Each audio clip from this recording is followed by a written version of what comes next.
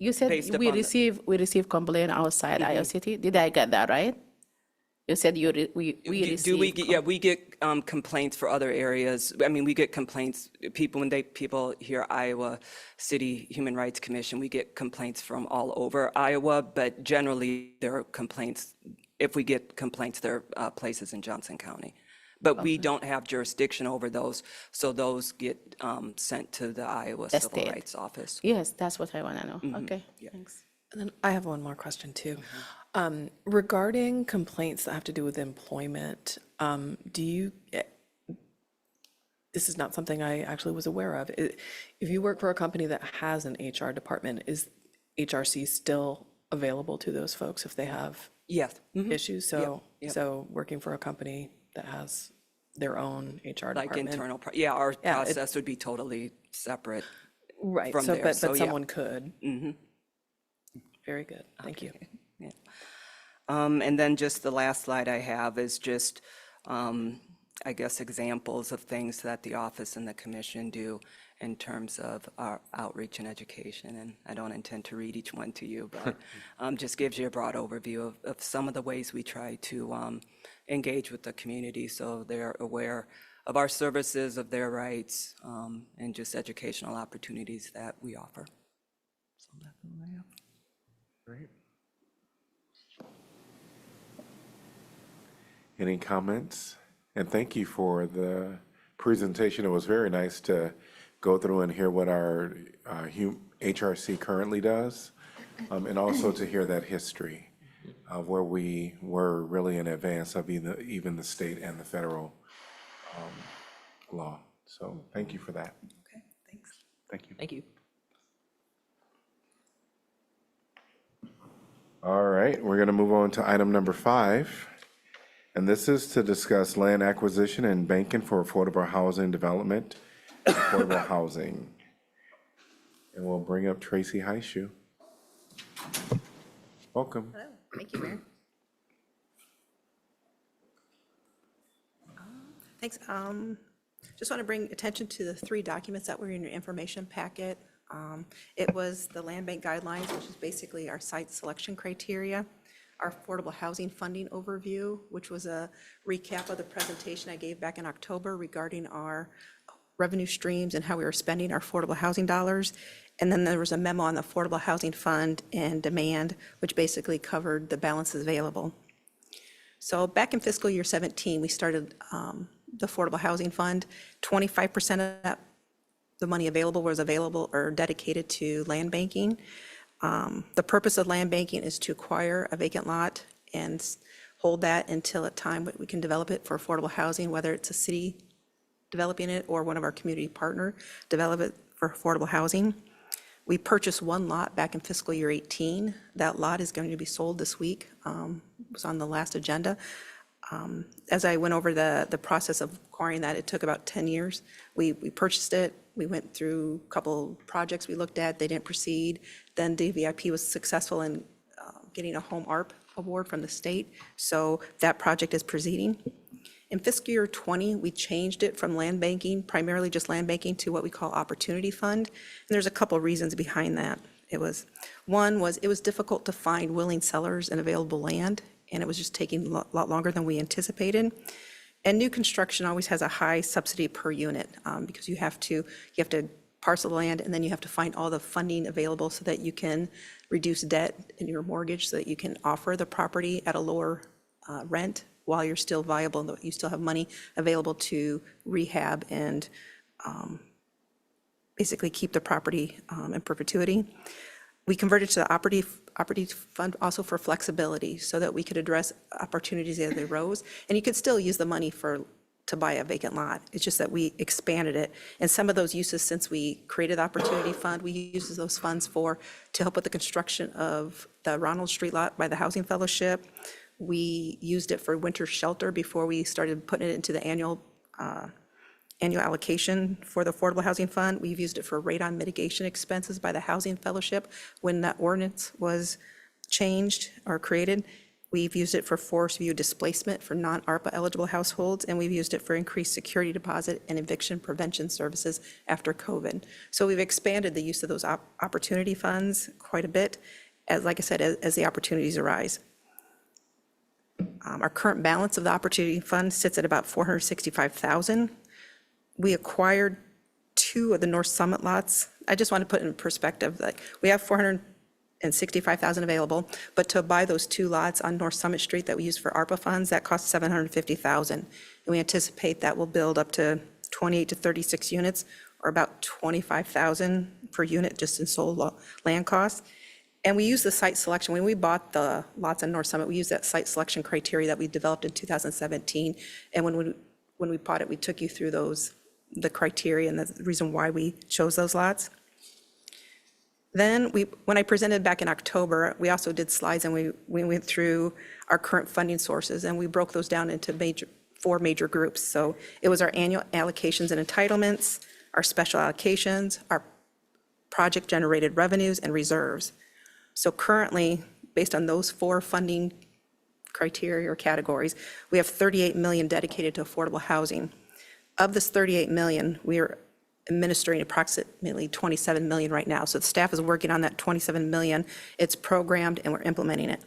The great majority of these are federal funds, which comes with all the federal stipulations. So our staff is dedicated committed funds. We have $6 million that must be used in riverfront crossings, and we're currently evaluating financial support to a proposed LIHTC project, low-income housing tax credit project. We have $4 million that must be used for public housing and city-owned affordable housing. Basically, there are public housing reserves. And as we're going through a public housing repositioning that I'm going to talk about a slight little bit later, these funds might be subject to further restrictions. So basically, those are in our housing authority and our public housing account. We have, like I mentioned, the $465,000 in opportunity funds and $400,000 approximately in our Foster Road tax increment financing account. In addition to the $38 million that we have, we are currently working on agreement with the county to administer 15 VASH project-based vouchers, basically for veterans experiencing homelessness on Hollywood Court, or Hollywood Street, Hollywood. And then we are also looking to acquire 2 to 3 units in North Liberty we're working with the Housing Trust Fund with North Liberty ARPA dollars.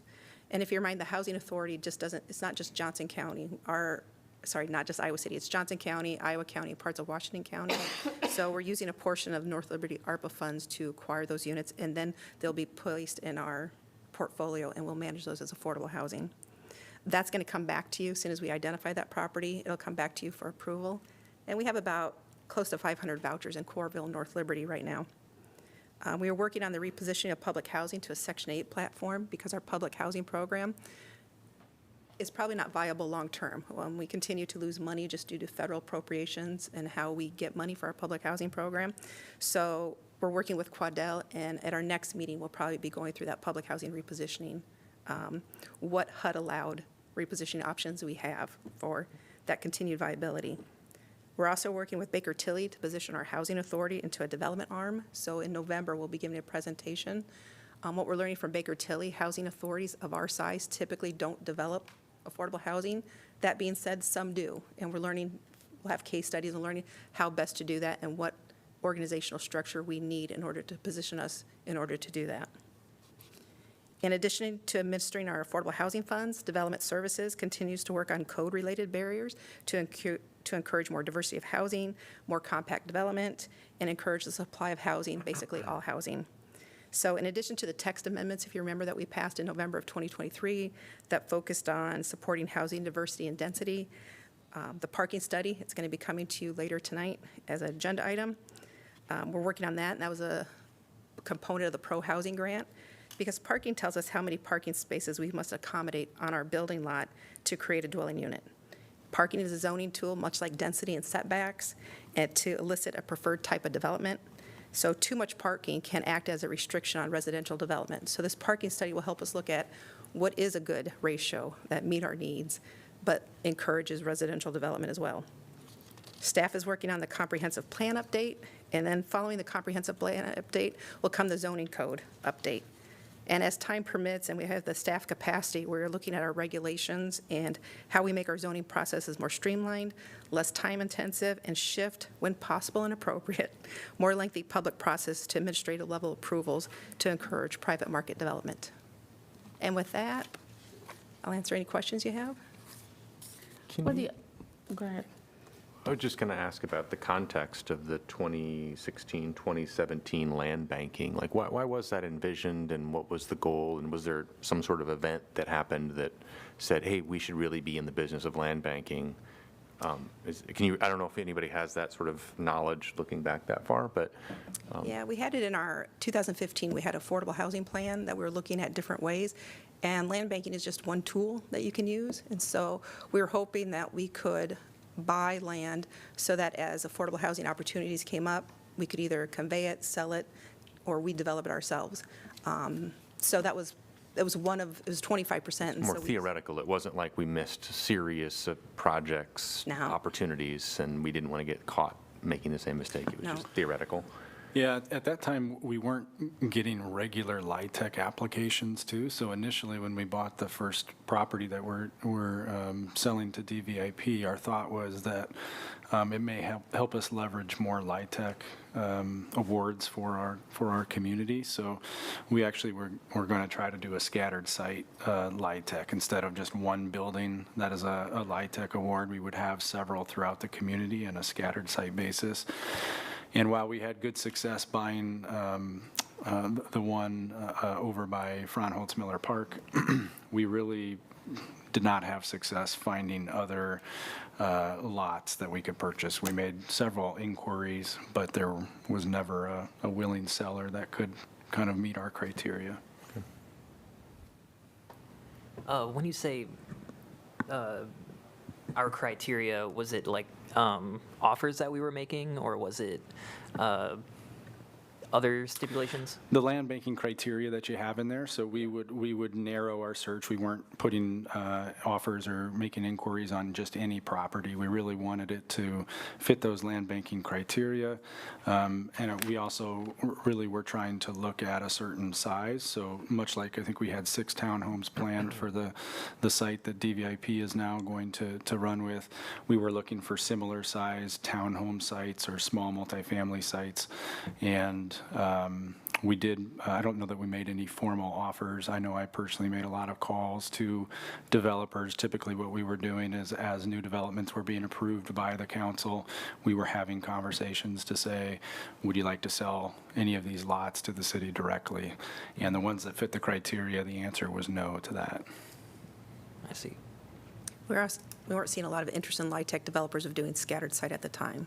You'll see most LIHTC developers doing one site, rarely two, but having 6 units here, 5 units here, 10 units, that didn't seem to be an attractive model for most LIHTC developers at the time. Has that shifted No. over time? You might get a smaller, like, the Housing Fellowship has done scattered site before, but that's the only one I've seen. Most of our LIHTC developers are out of state. They're looking at one site, and they're looking at 30, 40, 50 units on one site. So that has not changed. I was trying to ask you, what did you say about Hollywood? I missed that. On Hollywood, we have, there's a 15-unit apartment building. Yes. And the county has, county issued an RFP for development out there. We've responded. We've worked with the county, working with agreement that they will, at one point, convey that property to us. We will manage it for 15 units for project-based VASH, basically veterans that are experiencing homelessness. Referrals come from the VA. And once that agreement gets finalized, that agreement comes to the council to review. But that's going to be only for veteran who experiences Yeah, homeless. it'll be a VASH project-based project.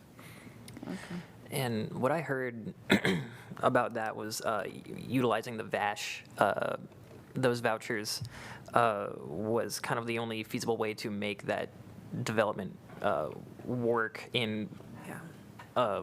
with the RFP. Is that right?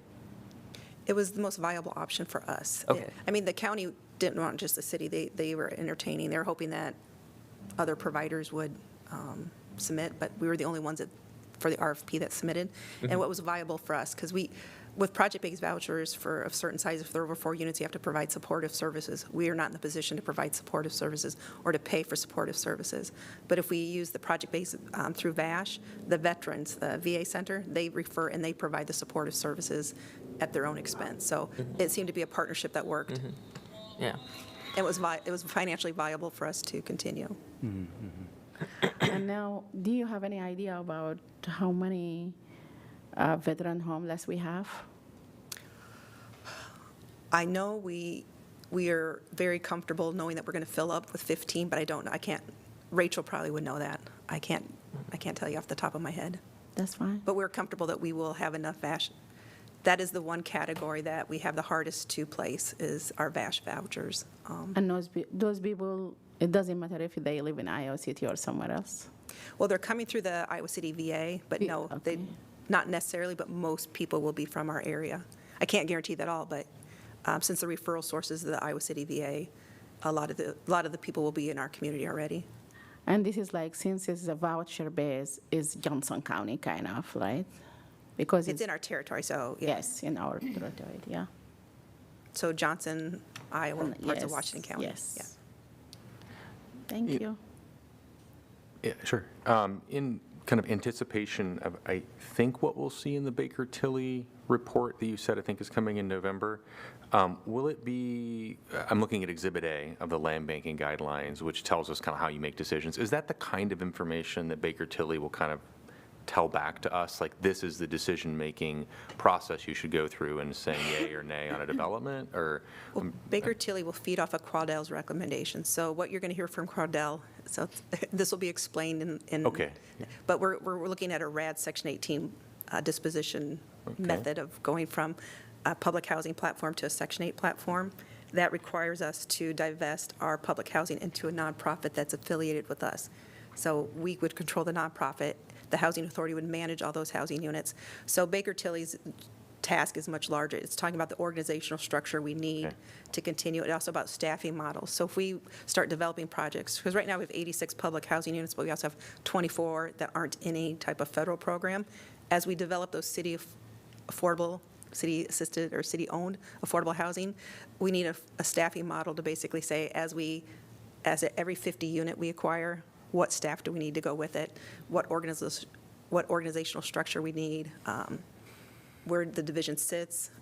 Even is it an independent? They might recommend that the housing authority become an independent agency that stands alone because we're unique. The Iowa City is the decision maker for the housing authority, but yet you're the decision maker for all of Johnson County, Iowa County, and parts of Washington County, which is it's been done. It's just unique for a lot of housing authorities in Iowa. So anyway, so they'll talk about our organizational structure, they'll talk about staffing models, and we're working with them to go through a revised value statement, mission statement, and our strategic goals in the housing authority. And it might go through a rebranding because we have a hard time, even with the name Iowa City Housing Authority, we get applications from across the state because they hear Iowa and they apply to us. And then when they come up to the top of the waiting list, they're like, I want to be in Des Moines, I want to be in Davenport. I'm like, you applied to Iowa City. So that's our jurisdiction. And so people get confused. So they're going to look at a very high-level overview about how we need to be organized, if we're going to go through branding, how we're going to prioritize our strategic goals, and all that will come into one document and be presented hopefully in November. Okay, so it's not the strategy of the development, but the organizational strategy, okay. That being said, we've also hired them to be our development manager. Okay. To see us through the first pilot project on North Summit Street.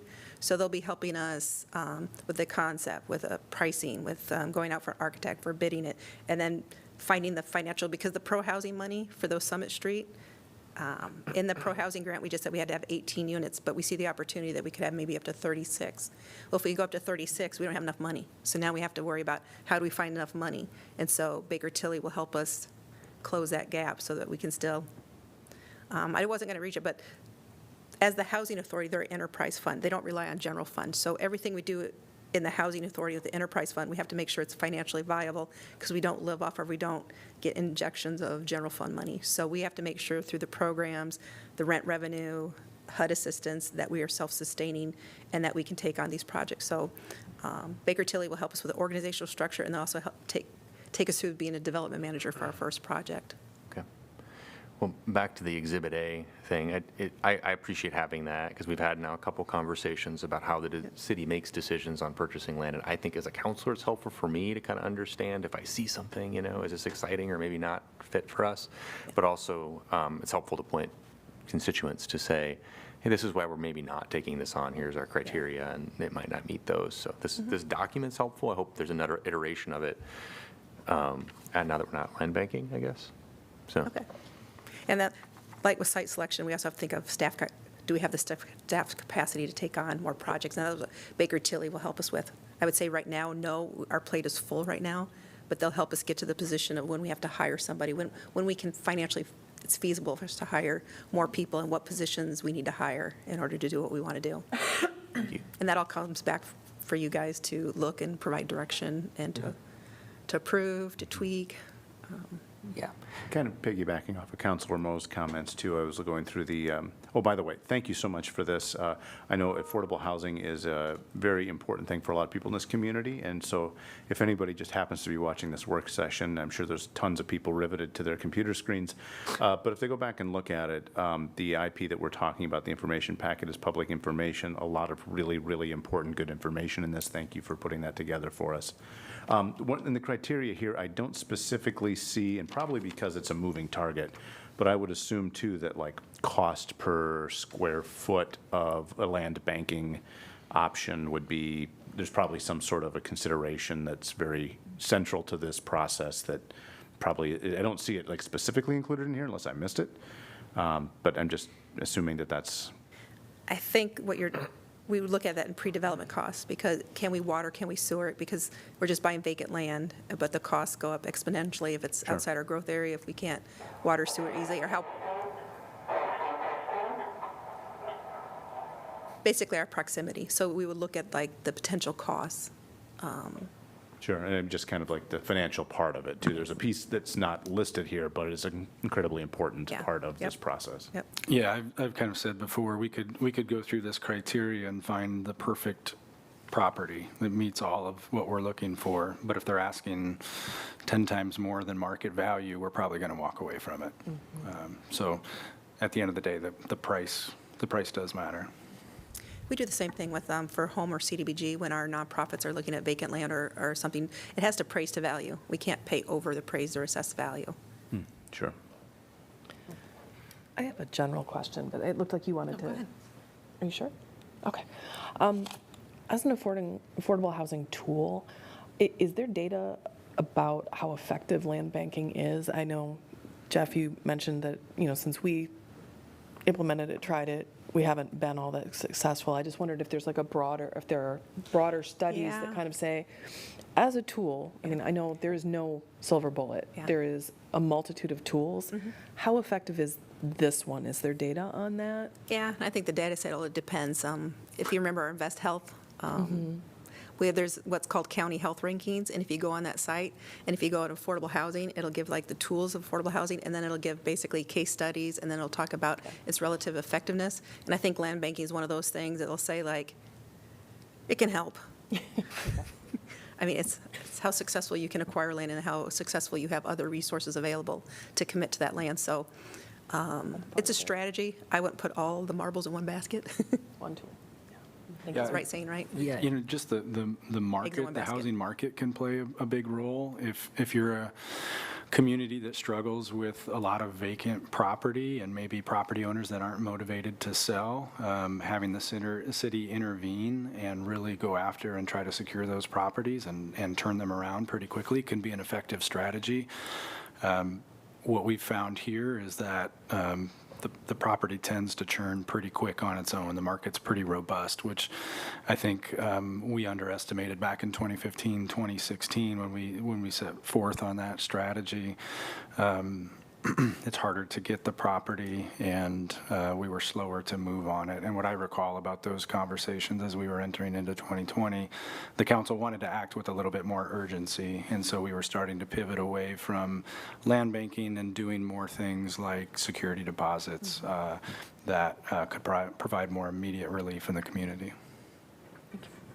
And what something that a huge component is land banking mixed with other resources within the city is, if you just do land banking alone, but you don't have the capacity to do anything with the land and no plan to, then yeah, there's no, it can just be a thing that could help. But, I look at communities that are doing, have like robust social housing and public housing, and they buy land 15 years ahead of time. They do these like 10 to 15 year community plans of affordable housing, and then they buy land for what they project to. And we're not on the level to be able to do that yet, but it's a long-term thing, and we are currently trying to get to a point where we can have more of a say in in more of a role in the city directly playing a part in housing. So I guess that's where my interest comes in when it comes to land acquisition and just the site control, and with the goal in mind of the city playing a larger role and directly affecting the market in that way to help stabilize over time prices, increase the percentage of like non-market housing, and buying the land ahead of time can help. What I see reports from other planners is that it helps prevent barriers in the future that create hiccups in the process. That's what I read.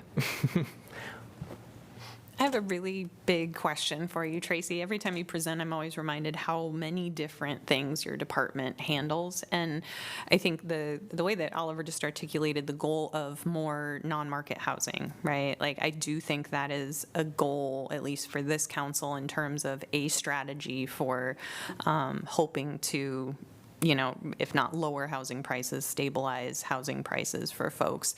And on the one hand, we have the goals of kind of supply side, maybe not incentives, but, trying to streamline the zoning process, looking at parking, because too much parking might disincentivize certain types of development, increasing compactness and those kinds of things that, to me, feel very much oriented towards the private sector development, and it's the further we get into like developing our own housing development arm and talking about the transition with the reclassification for the vouchers and those things. I'm just wondering, like, how do we reconcile some of those inherent tensions between what the city is trying to do in its own acquisition, development, that kind of thing, and at the same time wanting developers to understand that we're here to make, their processes less expensive and easier as well? Well, I think we always, in my mind, we try to encourage the private sector to do what they do. We try to get the supply of housing. We try to get them to do a diversity of housing, knowing that affordable housing is subsidized housing. If you want to get lower rent levels, the city, local, federal, state, local, whatever, has to be a partner in that. And so we'll always have a finite amount of money that we can invest. And even if we invested, I can't remember, did the numbers, if all the money, like the $4 million, that only produces, because right now to produce a new unit, that's $200,000 to $300,000 per unit. It only gets, it's very limited. So we're trying to leverage our money with federal resources, with LIHTC money, so the money that we have available can expand 5, 6, 7 times the amount that we have available now if we partner with our other state and federal resources. But I think it's a partnership, ideally, that we want to get our zoning code to the point where we're supporting market rate development of all housing, but then reserving our funds to make the most impact for the public assisted housing. Does that make sense? Jeff, do you Yeah, have any? I would just maybe double down on that. We need housing of all types, of all sizes, of all price range. And the city alone won't be able to do that. And we've seen the private sector alone isn't effectively doing that. So we've got to push it on both sides. And even then, it's going to be a struggle to hit some of those targets that we've talked about in the comp plan presentations. I think it was you, Councilor Burgess, at our last Economic Development Committee meeting that specifically said it's time for us to work even harder at getting private developers to say, please come build homes here. And by the way, if you could build $300,000, $200,000 homes a year, that would be amazing, and also a whole lot of other things. But I think that's something that the Economic Development Committee, we were all embraced that, and I know the whole council should too. Don't know what the next steps are on that, other than just saying it publicly, like, we want people to build homes here. But if we want to bring like people to build home here, we need really to modify our parking requirement. We need to modify many things that is really in the, it will be, the city is not make it easy for them to do. There is many things that we can waive some requirement, or maybe you said we have item on the agenda today to talk about the parking. I hope we can really talk about that and see, right now the requirement is really huge. For somebody like if they have, what my understanding is, correct me if I'm wrong, even if somebody have built a house, the requirement, if it is 4-bedroom, it have to be 3 parking. If it's 5-bedroom, it have to be 4 parking. And this requirement is really a lot for like even a single house. And that's why people are not doing that, because instead of like spending more area for parking, that's why we don't have like big houses for family, and 3-bedroom people like want to minimize, the bedrooms that they have. And I think, guess we need to look at our code and try to make it easy for developer to come and do housing. And one of them is the parking requirement. Yep. And Now- maybe other thing, I really don't know, but maybe other thing. That's what I believe. And also, like today, you said a lot of things that we've been doing. Like whether is it just paying for as small as the deposit, or like rent assistance, or like building houses, or land banking. But I think what I believe the problem is, we don't have a goal for affordable housing. I being like really like asking that we need a number. We need to have a goal for the city to do affordable housing, say like if by 2035, we need to have this X number of affordable housing in the city. And we work toward that, because right now we're doing a lot of things here and there, and that's why we don't see real affordable housing has been increased, or we still did not see the market price reduce, or like, I don't know, but we need to think like really big picture of the city goal of how many affordable housing we need by certain years. I was just going to make mention about all the different tools that we have in our toolbox. Always nice to see, to take a step back and actually look at what we are doing, because there is a lot here. The other thing I wanted to maybe have you mention, because we've talked about some of the things that we have the pro-housing, grant that we're working through right now. We know that the shelter house is going to be presenting us with a report at some point. And also we have we're converting our vouchers and all that stuff. And we have our Bloomberg Howard Fellow, Nora, who actually wrote a report for Harvard about the national affordable housing. So she was one of the authors of that report that did some research there. So maybe if you can talk a little bit about what our fellow is doing. And maybe that's Jeff, just to remind the council.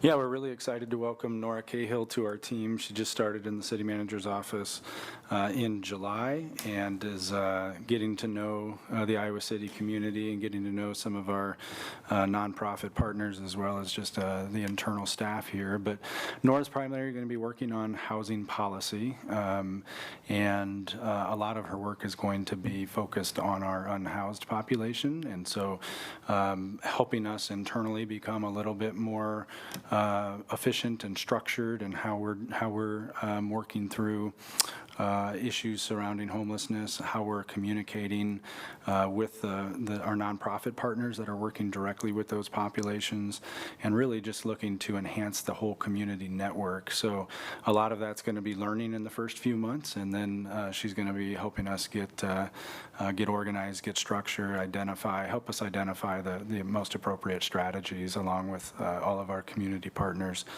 So she'll be working very closely with that. She's already spent spent a considerable time with the shelter house staff and is getting plugged into their community planning process that we have been supportive of and that we're partnering with them on. So that's really going to kick off this fall, and Nora will be our lead for that particular project.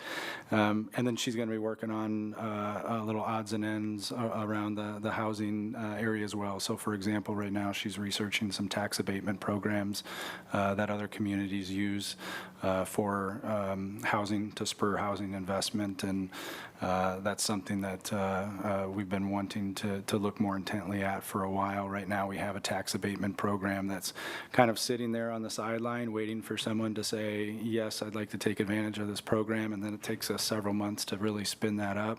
We're going to try to be a little bit more proactive and present you with a potential abatement program in the next year or so that hopefully is more ready to go and can be marketed as an opportunity that can get more affordable units constructed from the private sector. So we're excited to have her on our team, and she brings with her a lot of great housing experience, a lot of ideas, and is going to be a phenomenal resource for us. Great, thanks. That's it. Any other questions? No? All right. We'll move on to item number 6, which is council updates on assigned boards, commissions, and committees. Hearing none, we are adjourned, and about a quarter till, I believe, we went back, we were online. So to anyone that was watching, sorry we had technical difficulties, and about a quarter to 5, we were able to finalize those. But this will be recorded for you to go to the beginning of the council meeting to look at the topics we discussed. We're adjourned from the work session. We'll be back at 6 p.m. for our formal meeting. All right.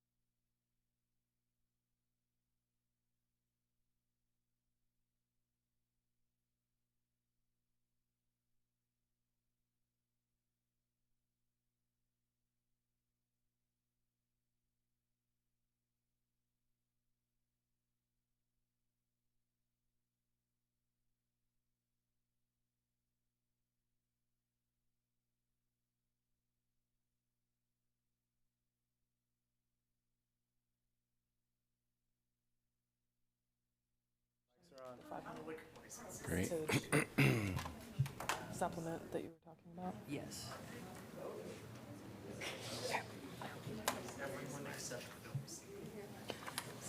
If I'd only had 5 more minutes, I could have finished it. Yikes. Okay.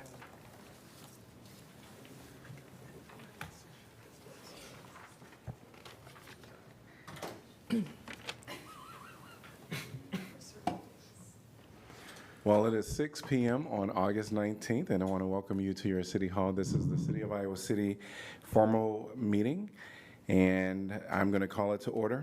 Roll call, please. Alter. Here. Burgess. Here. Harmson. Here. Mo. Here. Saleh. Here. Teague. Here. Wyline. Here. All right, so welcome to everybody that is present and to those that are joining us virtually. We're going to move on to proclamations. Item number 2. 2A is Library Card Sign-Up Month.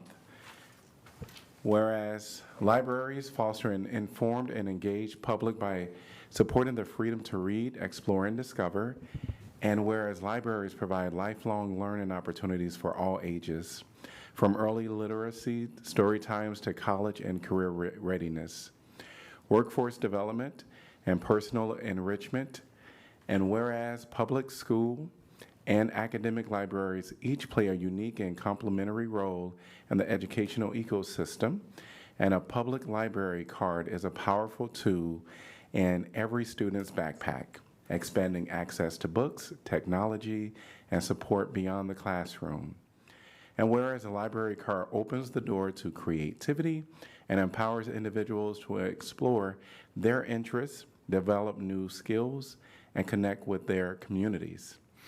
And whereas libraries bridge cultural, economic, and generational valleys by providing supportive spaces where people of all backgrounds gather to learn, share, and grow. And whereas the library serves in partnership with multiple community-driven initiatives, municipal departments, the public libraries of Johnson County, as well as state and national organizations. And whereas libraries develop collections, programs, and outreach that reflect the diverse needs of the communities they serve, and work to ensure equitable access for all. And whereas libraries play a critical role in helping people navigate life complexities by offering trusted information, digital access, and guidance on everything from housing and healthcare to civic engagement. And whereas shared library resources support sustainability by reducing waste, conserving resources, and helping patrons save money. Now therefore, I, Bruce Teague, Mayor of Iowa City, do hereby proclaim September 2025 to be Library Card Sign-Up Month in Iowa City, Iowa. I encourage all residents to celebrate the power of reading, sign up for a library card, and explore the many resources available through the Iowa City Public Library and the Iowa City Public Library Bookmobile. And accepting this proclamation today is the Library Board President, Robin Ann, and the Iowa City Public Library Collection Services.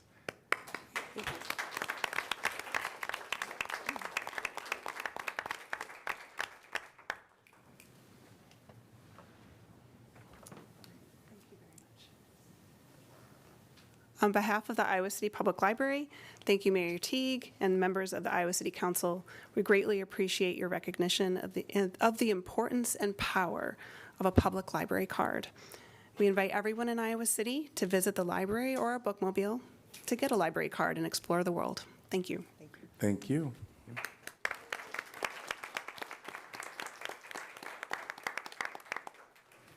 All right, we are going to move on to items number 3 through 7, which is our consent agenda. Can I get a motion to approve the consent agenda, please? So moved, Wyline. Second, Alter. All right. Anyone from the public like to address this topic? If you are virtual, please raise your virtual hand and I will acknowledge you. Seeing no one in person or online to address the consent agenda. Council discussion. Roll call, please. Harmson. Yes. Mo. Yes. Salah. Yes. Teague. Yes. Wyline. Yes. Alter. Yes. Burgess. Yes. Motion passes 7-0. Item number 8 is our community comment. This is an opportunity for anyone to speak to the council. During this time, the council will not engage because it has not been properly noticed on the agenda. I wanted to take just a show of hands of anyone that would like to speak on any item that is not on our agenda. Okay. I'm going to grant you 3 minutes. We do have a sign up that is right here at the podium. There's also a card that I would encourage people to get in the back at any point where you can fill out your name and drop it in the basket. At this time, I'm going to invite you all up for up to 3 minutes to speak on items that are not on our agenda. Welcome.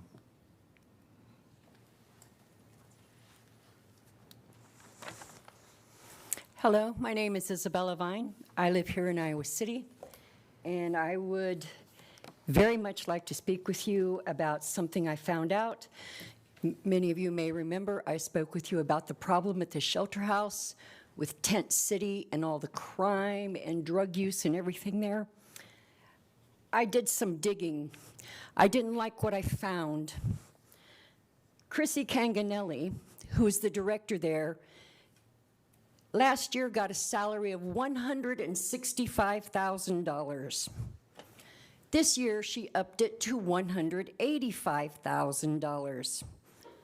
I found out what every other homeless shelter director in Iowa gets, which is between $45,000 and $55,000, give or take a little bit.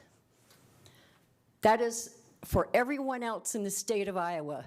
Why does Chrissy get more than 3 times what they get?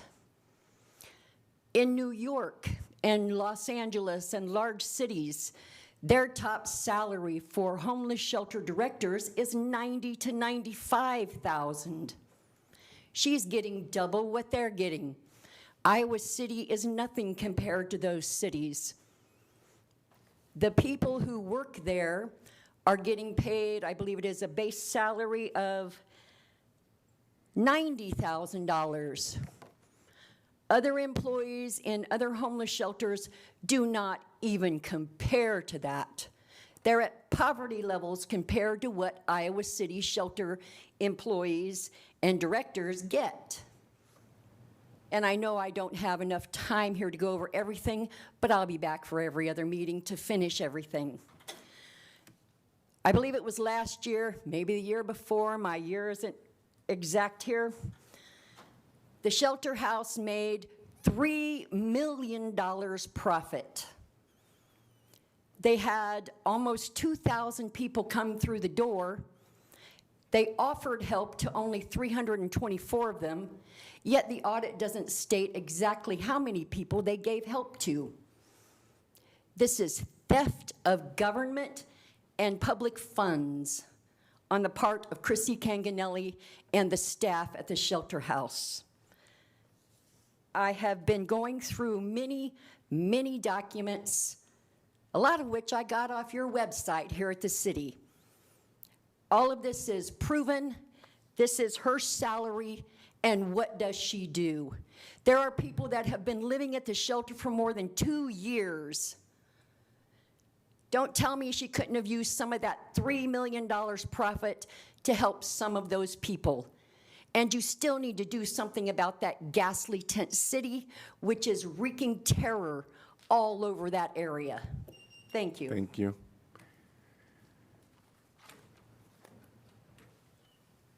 Welcome. Please state your name and city you're from. Hi, Dr. Emma Denny. I'm from Iowa City. I would just like to state for the record that our unhoused neighbors deserve to live here. It doesn't matter if they live on the street. They have the same fundamental rights as everyone in this community, rights to safety, rights to a decent standard of living. This week, a truck drove through the encampment in an attempt. It was a car, okay, a pickup truck or something, just a car, whatever. In an attempt, I suppose, to harm and assault citizens of Iowa City simply for living where they do. And I think that is despicable. I think what we need fundamentally is first and foremost to meet these people where they are and give them the aid that they're asking for, whether or not that's patch kits for tents, whether or not that's healthcare, things like that. Secondarily, we need a large-scale investment in meaningful public housing in this city, and including meaningful permanent supportive housing. The only way that you get people off the streets is giving them real, long-lasting resources and making sure that people don't end up homeless in the first place by making sure that there are places they can live, that they can afford, no matter who they are. Thank you. Thank you. And when you get a chance, will you drop a signature in the back? Perfect, thank you.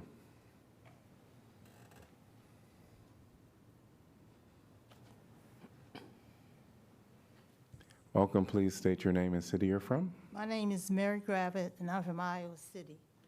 I want to speak on some comments that from the August 5th meeting, especially 11D, the sale of lots to sell of a lot to the Domestic Violence Intervention Program. There's only 6 townhouses proposed for those fleeing domestic violence. This amount of housing seems inadequate considering that the homes have no move-out clause. It seems that 2-level, first, second, condos would make better housing units in place of the 6 single townhouses. Condos would supply 12 housing units in the space of 6 townhouses. With the lax gun laws, domestic violence will increase, not decrease. Additional housing will be needed. And like every human service supplied by Iowa City, the other cities in Johnson County will send their victims of domestic violence and abuse and homelessness to Iowa City.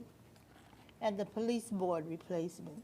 Judging from the angry comments drawn by the state of Iowa's disillusion of police review boards, it is better to fold the present review board into the Civil Rights or Human Rights Commission, whichever works. Because when citizens feel abused by the police, they, in most cases, feel that their civil rights have been violated. Washington, D.C. is a perfect example by Trump's instruction to the National Guard acting as police, policing the city and disposing of the homeless. And the Gaza resolution, I'm sorry I wasn't here to hear the end of that. But Gaza is a matter of public conscience and consciousness. Because of the political nature of the Gaza genocide, the boycott should be put on the November ballot. We have to stop thinking like Democrats and fight the opposition by any means necessary. However, in the meantime, citizens are free to boycott as a private matter of conscience. And finally, the bus shelters. Bus shelters are sorely needed because of the ADA and the large disability community in Iowa City. Some agency has been kind enough to supply wooden benches throughout the neighborhood, but this is not enough due to the inclement weather and climate change. And when we weren't in climate change, we still had the weather. There are bus shelters being warehoused, and funds, $100,000, was provided by the previous administration for bus shelters. As far as I have observed, only one. Thank you. Thank you.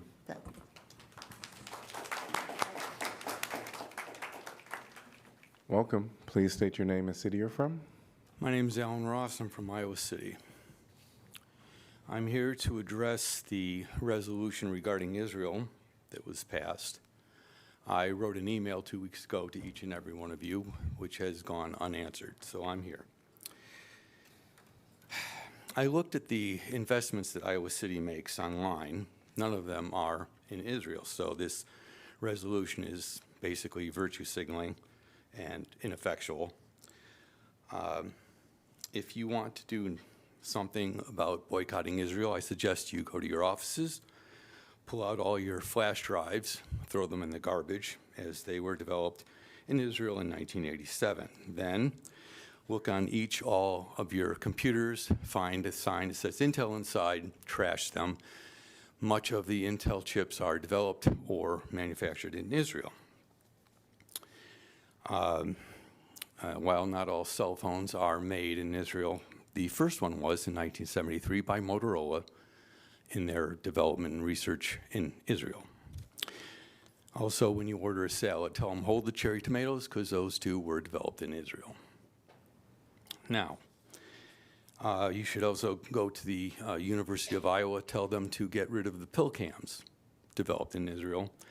Also, the LNR flexible stents and the ReWalk exoskeletons.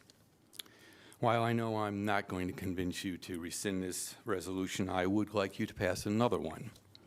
I would like you to pass a resolution condemning Hamas for the crimes against humanity, the rape, kidnapping, and slaughter of innocent civilians on October 7th, 2023.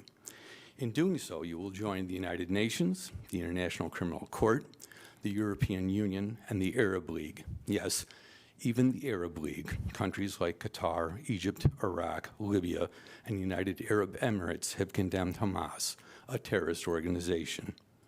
I call upon this council to do the same. Failure to do so will avoid any claim to the moral high ground and cast doubt on any shade of fairness in wanting protection for all humans. Thank you. Will you please sign your name in or? It's signed here. Thank you. All right. Any other individuals want to speak at this time? Welcome. Please state your name and city you're from. Hi, my name is Michael Roberts. I'm a resident of Iowa City. I just wanted to thank the council for their support of the Gaza resolution and refute the idea that by opposing the genocide in Gaza, we somehow sanction or endorse the violence that Hamas has inflicted on the residents of Israel. It is not an either-or proposition. You can be both against violence by Hamas and both against genocide of the residents of Gaza who are in an open-air concentration camp, starving, disconnected from food, basic utilities, medical supplies, and that's all I had to say. Thank you very much. Thank you. And at this, yep. Hi, I'm Christine Hayes. I'm an Iowa City resident, and I'm here this evening to provide an update on an incident that occurred near Shelter House property this weekend. Last Friday night, a man intentionally drove into an encampment adjacent to Shelter House, injuring the individuals who were in their tents when the attacks occur. Shelter House staff and first responders worked quickly and effectively, and though none of the injuries were critical, 4 people went to the hospital. Everyone, the folks in nearby tents, the staff who responded, the neighbors, the entire Shelter House team is profoundly shaken. Shelter House is offering counseling resources to all staff, which is our practice after traumatic events. The victim's status as individuals experiencing unsheltered homelessness amplifies the risk to their safety, but sleeping outside is never truly safe. You can be certain these people would not have had their homes or apartment buildings driven into. The fact that they are sleeping outdoors makes them vulnerable in every way, to natural forces like extreme weather, to social stigma, and to human aggression. All victims have since been released from the hospital and discharged to homelessness. We continue to provide trauma-informed care and street outreach services as we work towards helping these individuals and dozens more like them to find safe, secure housing they can afford.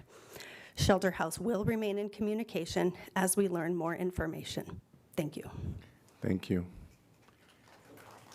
And I wanted to see if there's anyone else that had raised their hand or wanted to speak during this time. Welcome.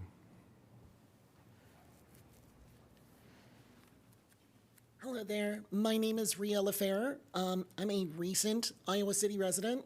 Next month will actually be my first year here. I moved in and got married with my lovely wife, who's with me right now. and I came from Kansas City, so I'm going to apologize to all of you in advance. My issue is not nearly the same thing. It was just a conversation I was having while walking the lovely city. I love it here. And there was just something I thought of because my wife always prides this town on being walkable. And I'm not used to that because I came from Kansas City, where everyone has a parking lot and you are lucky to not get run over going from intersection to intersection. But I always thought it was really strange with as many parking meters and everything that we have here, that we use this automated system that we do with the cards that sometimes you just sit there praying it worked.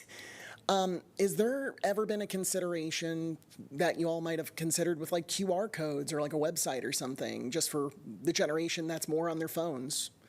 It's just something I thought that might be helpful and just useful to all of you, and that's all I got for this topic, so. Thank you.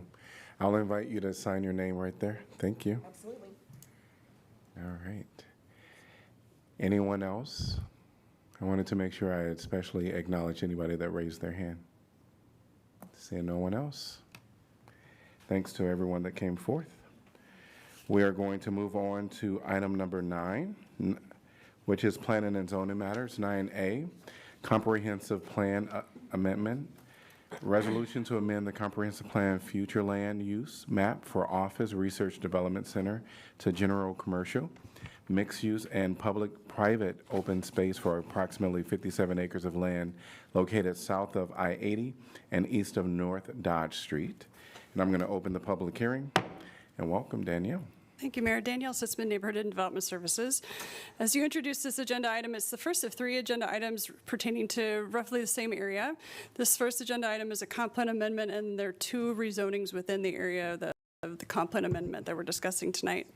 In the past, there's been a rezoning that was done last November.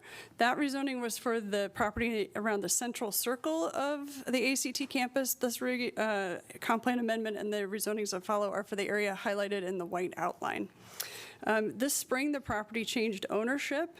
The new owner, Iceberg Development Group LLC, is requesting this amendment for future redevelopment of the campus. They're working with Shive Hattery to prepare, as I said, 3 applications. The first one is this comp plan amendment. The comp plan amendment would request the future land use map designation as appropriate development for this area to be 2 different items shown here, well, 3 actually, shown here, red, yellow, and green. The northern one would be a mixed use designation. The yellow one would be, the yellow one would be a mixed use, the red one would be general commercial, and the green would be open space. Just want to point out that these are comp plan map designations. They're not zoning districts yet, so as we talk through this application, those are just general terms. They could encompass several different kinds of zoning districts. The zoning districts are designated through a separate application. So when we review comp plan amendments, what we look at are 2 criteria. First, is there a change in circumstances or additional information that's come to light since the comp plan was amended to warrant changing a map in the comp plan? And also, is whatever's being proposed compatible with other policies or provisions in the comp plan? Certainly circumstances have changed. This entire almost 400-acre campus is sold. It's no longer being used as it was by ACT. It's expected to redevelop in the future, and we've seen some parts of that begin as well already. The comp plan, when it was adopted in 2013, simply worked around the fact that this was already ACT's campus, and the designation on the map at that time simply reflected the existing use. We know a lot of things have changed about office, not just ACT, but office reuse of this office campus is probably unlikely. Therefore, the sale to another developer. Office uses in general have moved other places, or people are doing remote work in ways that we didn't expect probably back in 2013, even when we were doing comp plan work in this area. The campus formerly had over 1,000 employees, averaging about 900 people a day as employees. That's dwindled quite a bit. There are very few people actually coming to this office use at this time. So with the reduction in workforce from 1,000 to just under 100 and the market demand changes due to remote work post-pandemic, conditions have certainly significantly changed since the adoption of the comprehensive plan. The proposed amendment is compatible with the policies of the comp plan. Even when it was adopted in 2013, there was an acknowledgement that this was a large campus, even for the use at the time in its prime, and that potentially reuse of this land would certainly be appropriate. Those other uses included such things as residential, commercial recreation, warehousing, office as well. So there are policies in our comprehensive plan in addition to the plan map that would map out uses. And there are several policies there about land use and housing that certainly support this comp plan amendment as well. So a little background on ACT campus. Shown in blue is this amendment that we're considering at this time. This land was annexed quite some time ago. It does have a district plan that's relevant to it, but again, as I said, it acknowledged that it was probably an overuse of office space at the time. And then to just kind of map out as development occurs, there'll need to be rezoning steps as well as planning, site plan, and building permits. So there was a good neighbor meeting held in June, and based on a review of the relevant code criteria, staff did recommend approval of the amendment. At their July 16th meeting, by a vote of 5-0, the Planning and Zoning Commission concurred with staff's opinion and did recommend approval. I'm happy to answer questions about the comp plan amendment. I have actually just a comment, but I don't know if I'm allowed to say it. It's just a point of clarification, actually, about the number of employees at ACT. Am I allowed to make that point? There will be some council discussion, so Okay. unless you think it would spur additional questions from your fellow councilors. I'll leave it then. Okay. Just curious about the Good Neighbor meeting, if there was any concerns that were raised that you can recall. It was, you might ask the applicant that. I did not attend that meeting. That was summarized in the packet. I believe it was a fairly low turnout, though, because there's just not a lot of immediate adjacent neighbors in this neighborhood. So it may have been one of those meetings that didn't garner a lot of attention. Great, thank you. I remember there being some traffic concerns, just because of like the weird, just kind of like the weird roads that are over there. People wanting to make sure that they'd still be able to get where they need to be going. But I also saw in the document that based on what was said, staff didn't make any recommendations for changing anything. So I will just say the rezoning applications that follow this, we did have a traffic study as part of those rezonings to address any necessary offsite improvements because of redevelopment potential. And that would be where we would talk about that. Great. All right, thank you. Anyone from the public like to address this topic if you're online? Oh, welcome to the developer, yes. Are you represented as a developer? Yes, Steve Long, part of the development team. Great. We're also with me are members of Shive Hattery and Shoemaker Holland, engineers and architects. We're excited to transform and reinvigorate this part of Iowa City. We're only focusing on the western portion now because, as Daniel mentioned, the eastern portion is not part of the comprehensive plan process, so we're working with the community and staff as they update the comprehensive plan. So that'll be the next couple of years. You're going to see a lot of me the next few years. You know, my background and my partner's background is affordable housing, and we were recently awarded 44 units of tax credit housing for 55 plus, 9 single-family homes, and a building with 35 two-bedrooms. So that'll be starting this spring. Other than that, I'm here for questions from the community or yourselves.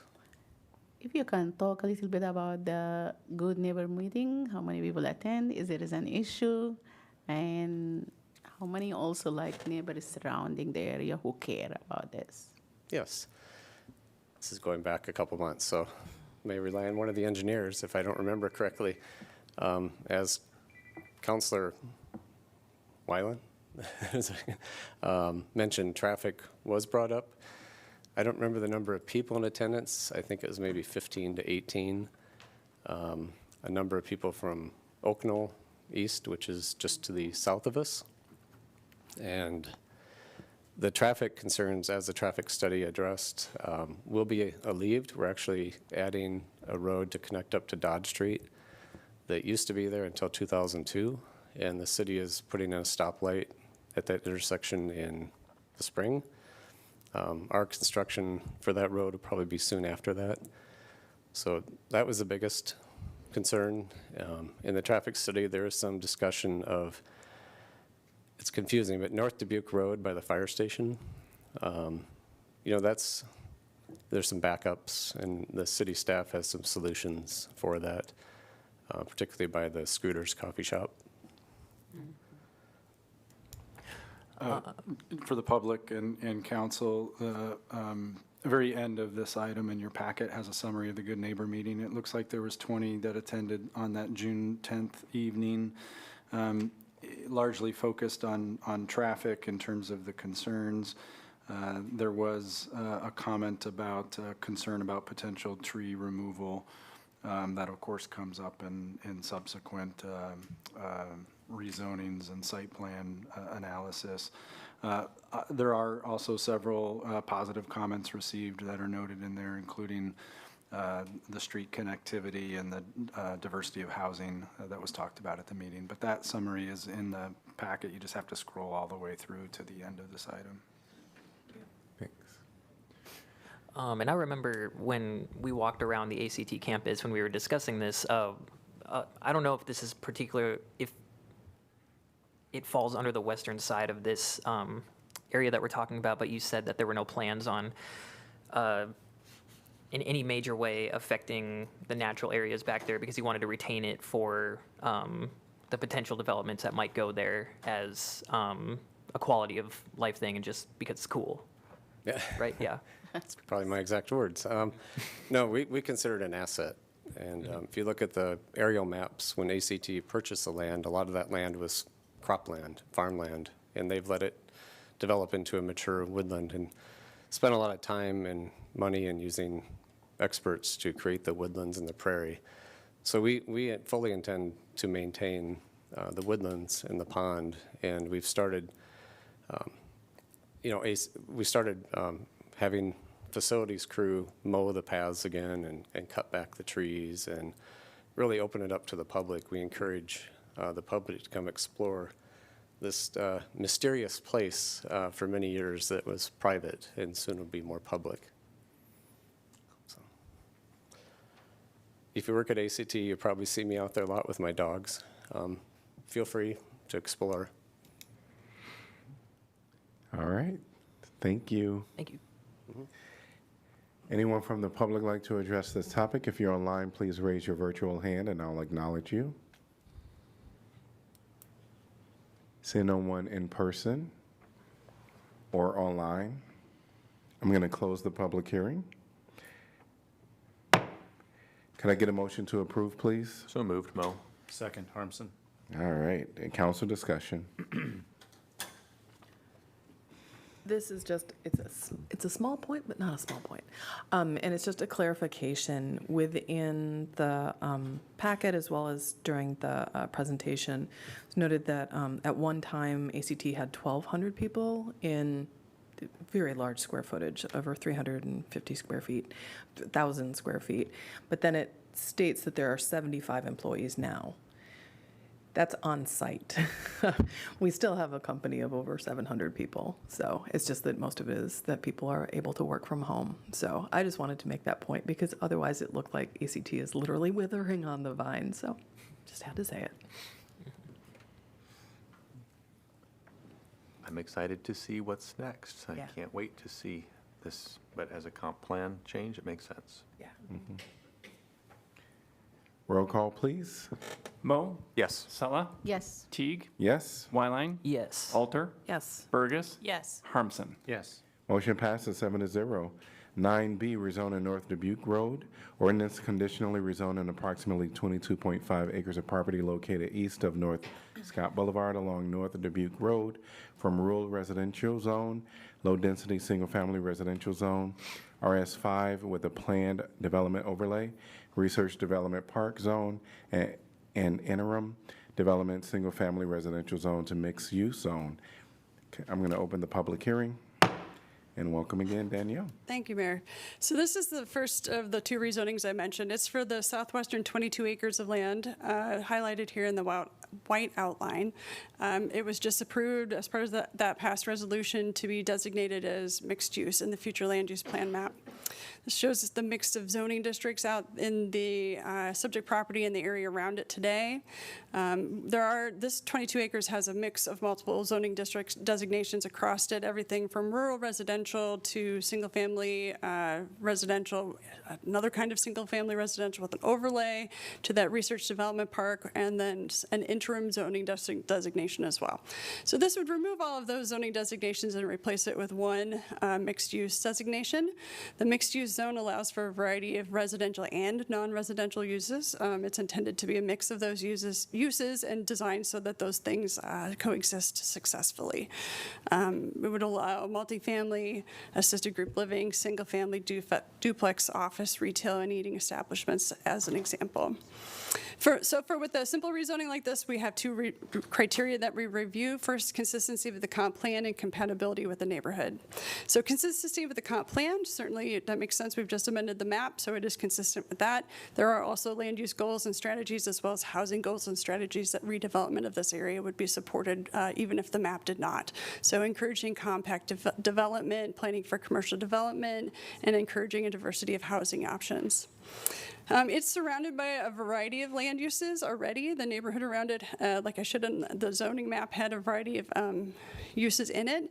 So considering the uses that are allowed within the mixed-use zone and the range of uses that are currently surrounding the subject property, staff finds that within the proposed conditions, which I'll talk about at the end, that the proposed rezoning would be compatible with the existing neighborhood. Those conditions were crafted to ensure the compatibility with the neighborhood. There's some infrastructure that we've already started talking about in the previous application with interest in traffic, and then there's some also sanitary sewer needs that need to be understood. So the subject property is accessed from the North Dubuque Road, which until now has been mostly functioning as a side or secondary access point to the campus. Like there was mentioned, there was another access on North Dubuque Street at one point. This rezoning and the subsequent redevelopment will make it this North Dubuque Road more of a primary route. Therefore, as part of the rezoning, staff requested a traffic study to investigate what the impact of that would be on the surrounding street network, and to identify any development-related improvements that need to be made and include them in this rezoning.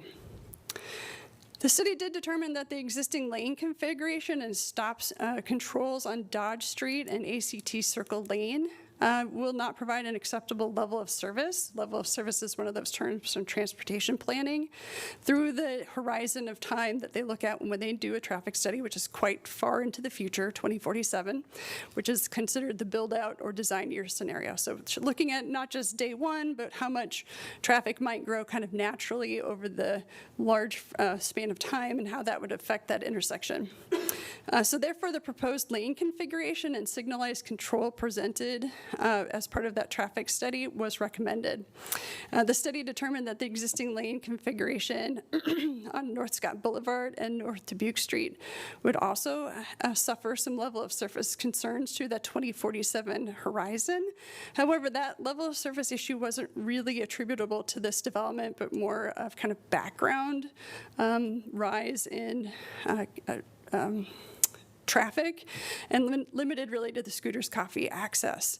So that's anticipated to arise regardless of whether this development is built or not.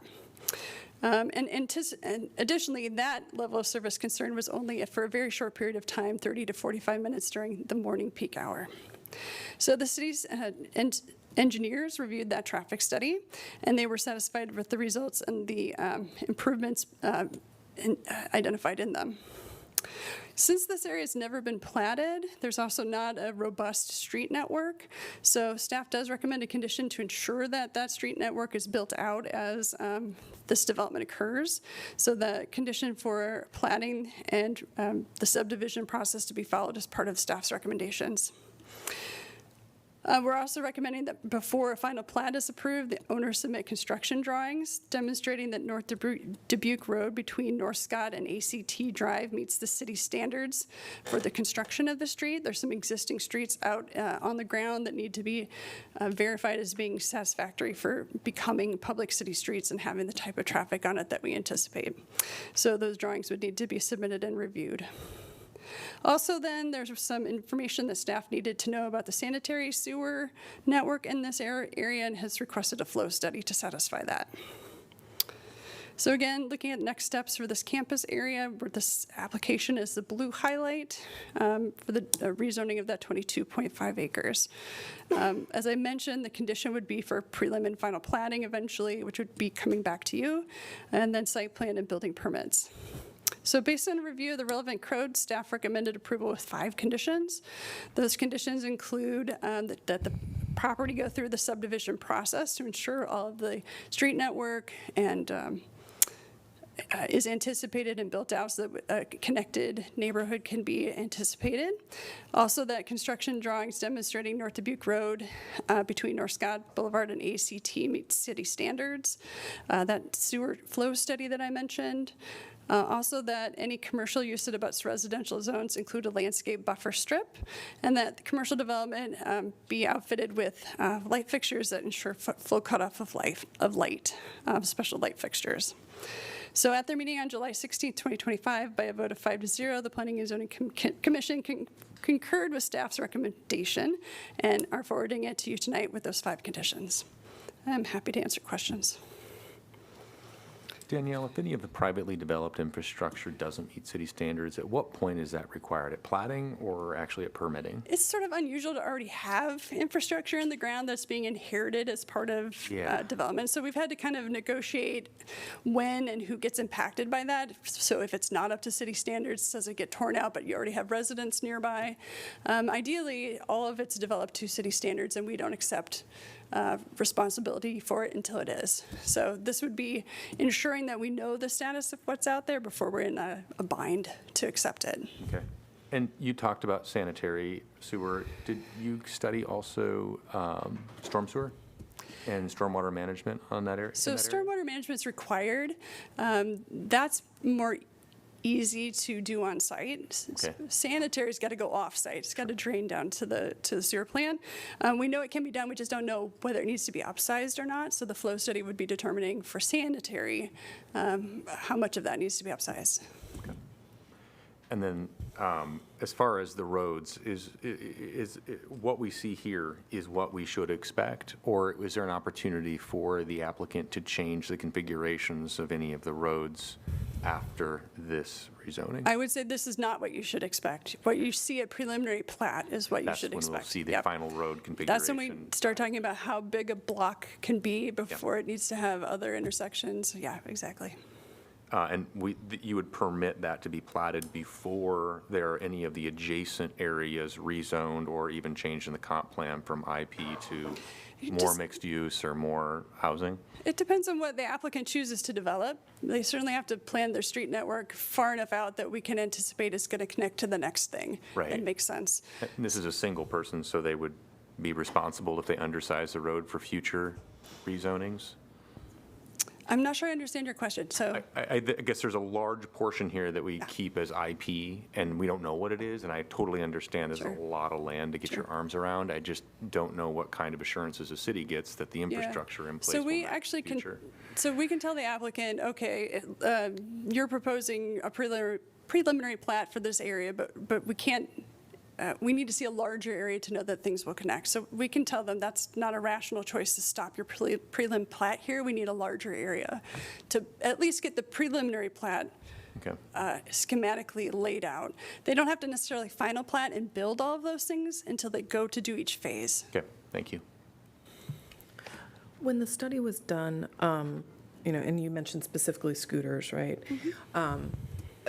Was there also, I'm assuming that there was accounting for Station House 4 that's right there, and sort of like both their current need, but then as, you build it out to 2047, presumably the city itself is bigger, and therefore they might need to be covering more calls or going to more. I'm just wondering, was the Station House taken into account, not just now, but also sort of thinking as the city grows, potentially and likely that need would be also We taken into account? absolutely knew there was a fire station there and that Oh, they no, had no, unique of needs. course. And a fire station's only going to serve a certain area around it. Like as the city grows, there'll be more fire stations because they Right, want their right. response time Yeah. to be, right? Those No, things absolutely. are geographically tied.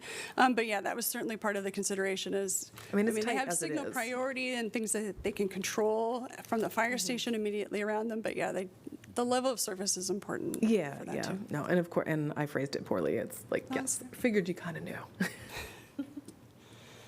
I had, just because this is the first time until this that I heard about the LOS, level of service. Was I right in seeing that that's not going to be renewed until 2047? So level of service is like a grade in school, A, B, C, D, E, F. You might not want to take a C home to your parents, but in traffic engineering, C is fine. We don't build roads for them to be empty. So there's a certain level of service that you can expect a road to have cars on it, and that's perfectly acceptable. When it gets down to the point, though, where those cars can't flow through the intersection, no matter how many times you change the signal timing, you still have like backups and people, stuck in the intersection trying to make left turns. That's when there's basically a level of service that's unacceptable, D, E, F kind of situation.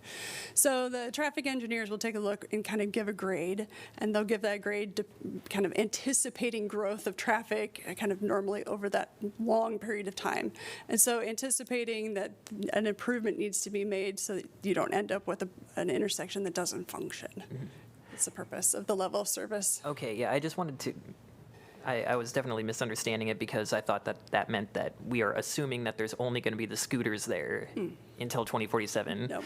which that doesn't make any sense to me. So I just, just wanted to clarify. I would also like to talk about what is currently on I don't know how else to put it, the big plot of land south of Dubuque on the map.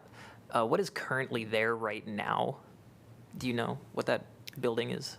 The applicant may be able to tell you what that is. In the purple, or you're talking about that kind of purple area that says RDP right there on that drawing, in the center of the 22 acres. Yes. It has an address, but I can't see it on this map. The applicant might be able to tell you what that use currently is. It probably was an ACT campus building of some sort. South. The purple with the RDP, RS5, it's a former single-family house. So Okay. ACT bought that. It was a single-family house that ACT bought So- maybe 7-8 years ago. That's what I thought. And one thing, I don't know if this is the proper place to discuss this, but something that comes to mind when we're talking about rezoning these to these mixed-use zones is like, this is a lot of land that, and it just comes down to what the developer wants to do with this huge piece of land when we are trying to utilize land for housing and other things that the community might need. So where this is one single family home, like this could be dozens and dozens of units that could potentially fit some definition of infill. And so I don't know, I was just, the concept of minimum density requirements comes to mind. I don't think that we have any minimum density requirements on our code, do we? No, we do not. We do not? Okay. Just wanted to ask that. Thank you. Just to put it in perspective, this is 22 acres out of 400. When we start talking about the second rezoning application, that's another 33 acres. So in total tonight, we're only talking about 55 acres out of 400. Yeah. So there's a lot of development potential still to be discussed and rezoned for the property that is part of the former campus. For sure. Thank you. All right, thank you. Anyone want to address this topic? Welcome. Come back. Steve Long again, if anybody has any questions. But I do want to give, we are fortunate that ACT has been there for 60-plus years. The quality of construction, the quality of the roads that were constructed, to the best of our knowledge, I mean, Shive Hattery's verifying, but meet city standards. So I just wanted to give a big thank you to ACT for building high-quality buildings and infrastructure. And we do intend to follow the city goals and have a mix of uses and a higher density. We're going to create walkable neighborhoods and The next item is the commercial area. We want to create housing that you can walk to this commercial area. So. Okay. All right. Anyone from the public like to address this topic?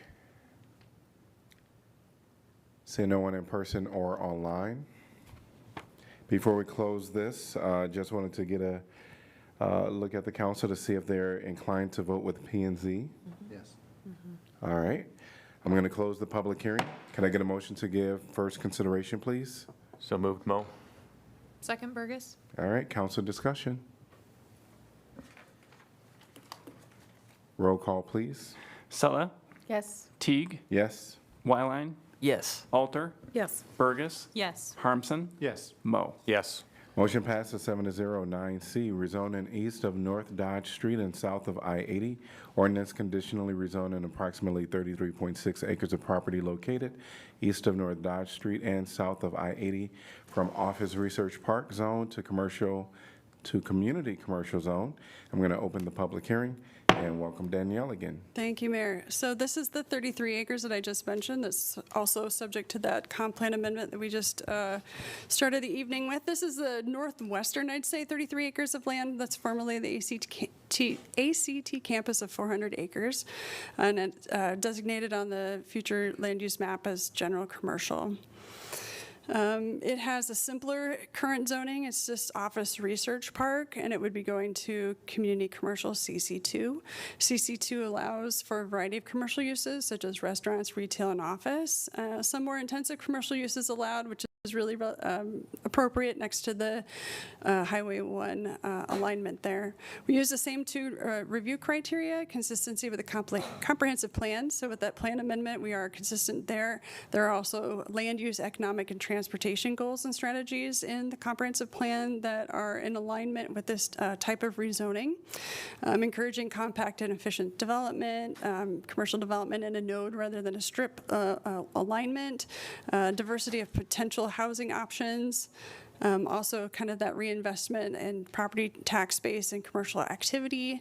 And then for transportation, accommodating all modes of transportation, kind of highlighting putting the traffic for vehicles on the highway system into the development rather than through local streets, and designing the streets to be complete streets, which we talk a little bit about sidewalk extension in this application. As far as compatibility with the existing neighborhood, it's a portion of the campus again. It's some conditions placed by staff, recommended by staff to ensure compatibility. And considering the vacant undeveloped land around this portion of the site and the uses that are allowed within the proposed zone, staff does find that with the proposed condition that the proposed rezoning would be compatible with the neighborhood. Again, traffic study was completed because of this development potential here, especially off the highway. The existing lane configuration and stop control on North Dodge Street and ACT Circle would not provide the acceptable level of surface, so there's improvements that are being included as part of the rezoning for the developer to accomplish. The city does also have a project in the area to connect the street network, but the developer would be responsible for the fourth leg of that four-leg intersection to provide access into the subject property. And then a dedicated northbound right turn lane and southbound left turn lane would be required of the development to ensure traffic flow does work. The city engineer, again, reviewed the traffic study and will be doing our part of the project at the same time or close to when they're doing theirs. Again, there's a sewer flow study that we wanted to ensure, and then a condition for sidewalk installation. There's some missing gaps in sidewalks. So this is that second rezoning shown in the next steps. Again, the prelim and final plats would be required for this land, and then site plan and building permits. So based on a review of the relevant code criteria, staff did recommend this to the P&Z with 7 conditions. So the platting condition that I talked about before, this sewer flow study condition, and then landscape buffer strips for any commercial development that is adjacent to residential. And that landscape plan would be reviewed by the city forester. Also, an installation of a 10-foot wide sidewalk on the eastern southern portion of the North Dodge Street. and then a southbound left turn lane and northbound right turn lane on North Dodge Street at ACT Circle to be designed and installed. The fourth leg of that intersection at ACT Circle and North Dodge Street.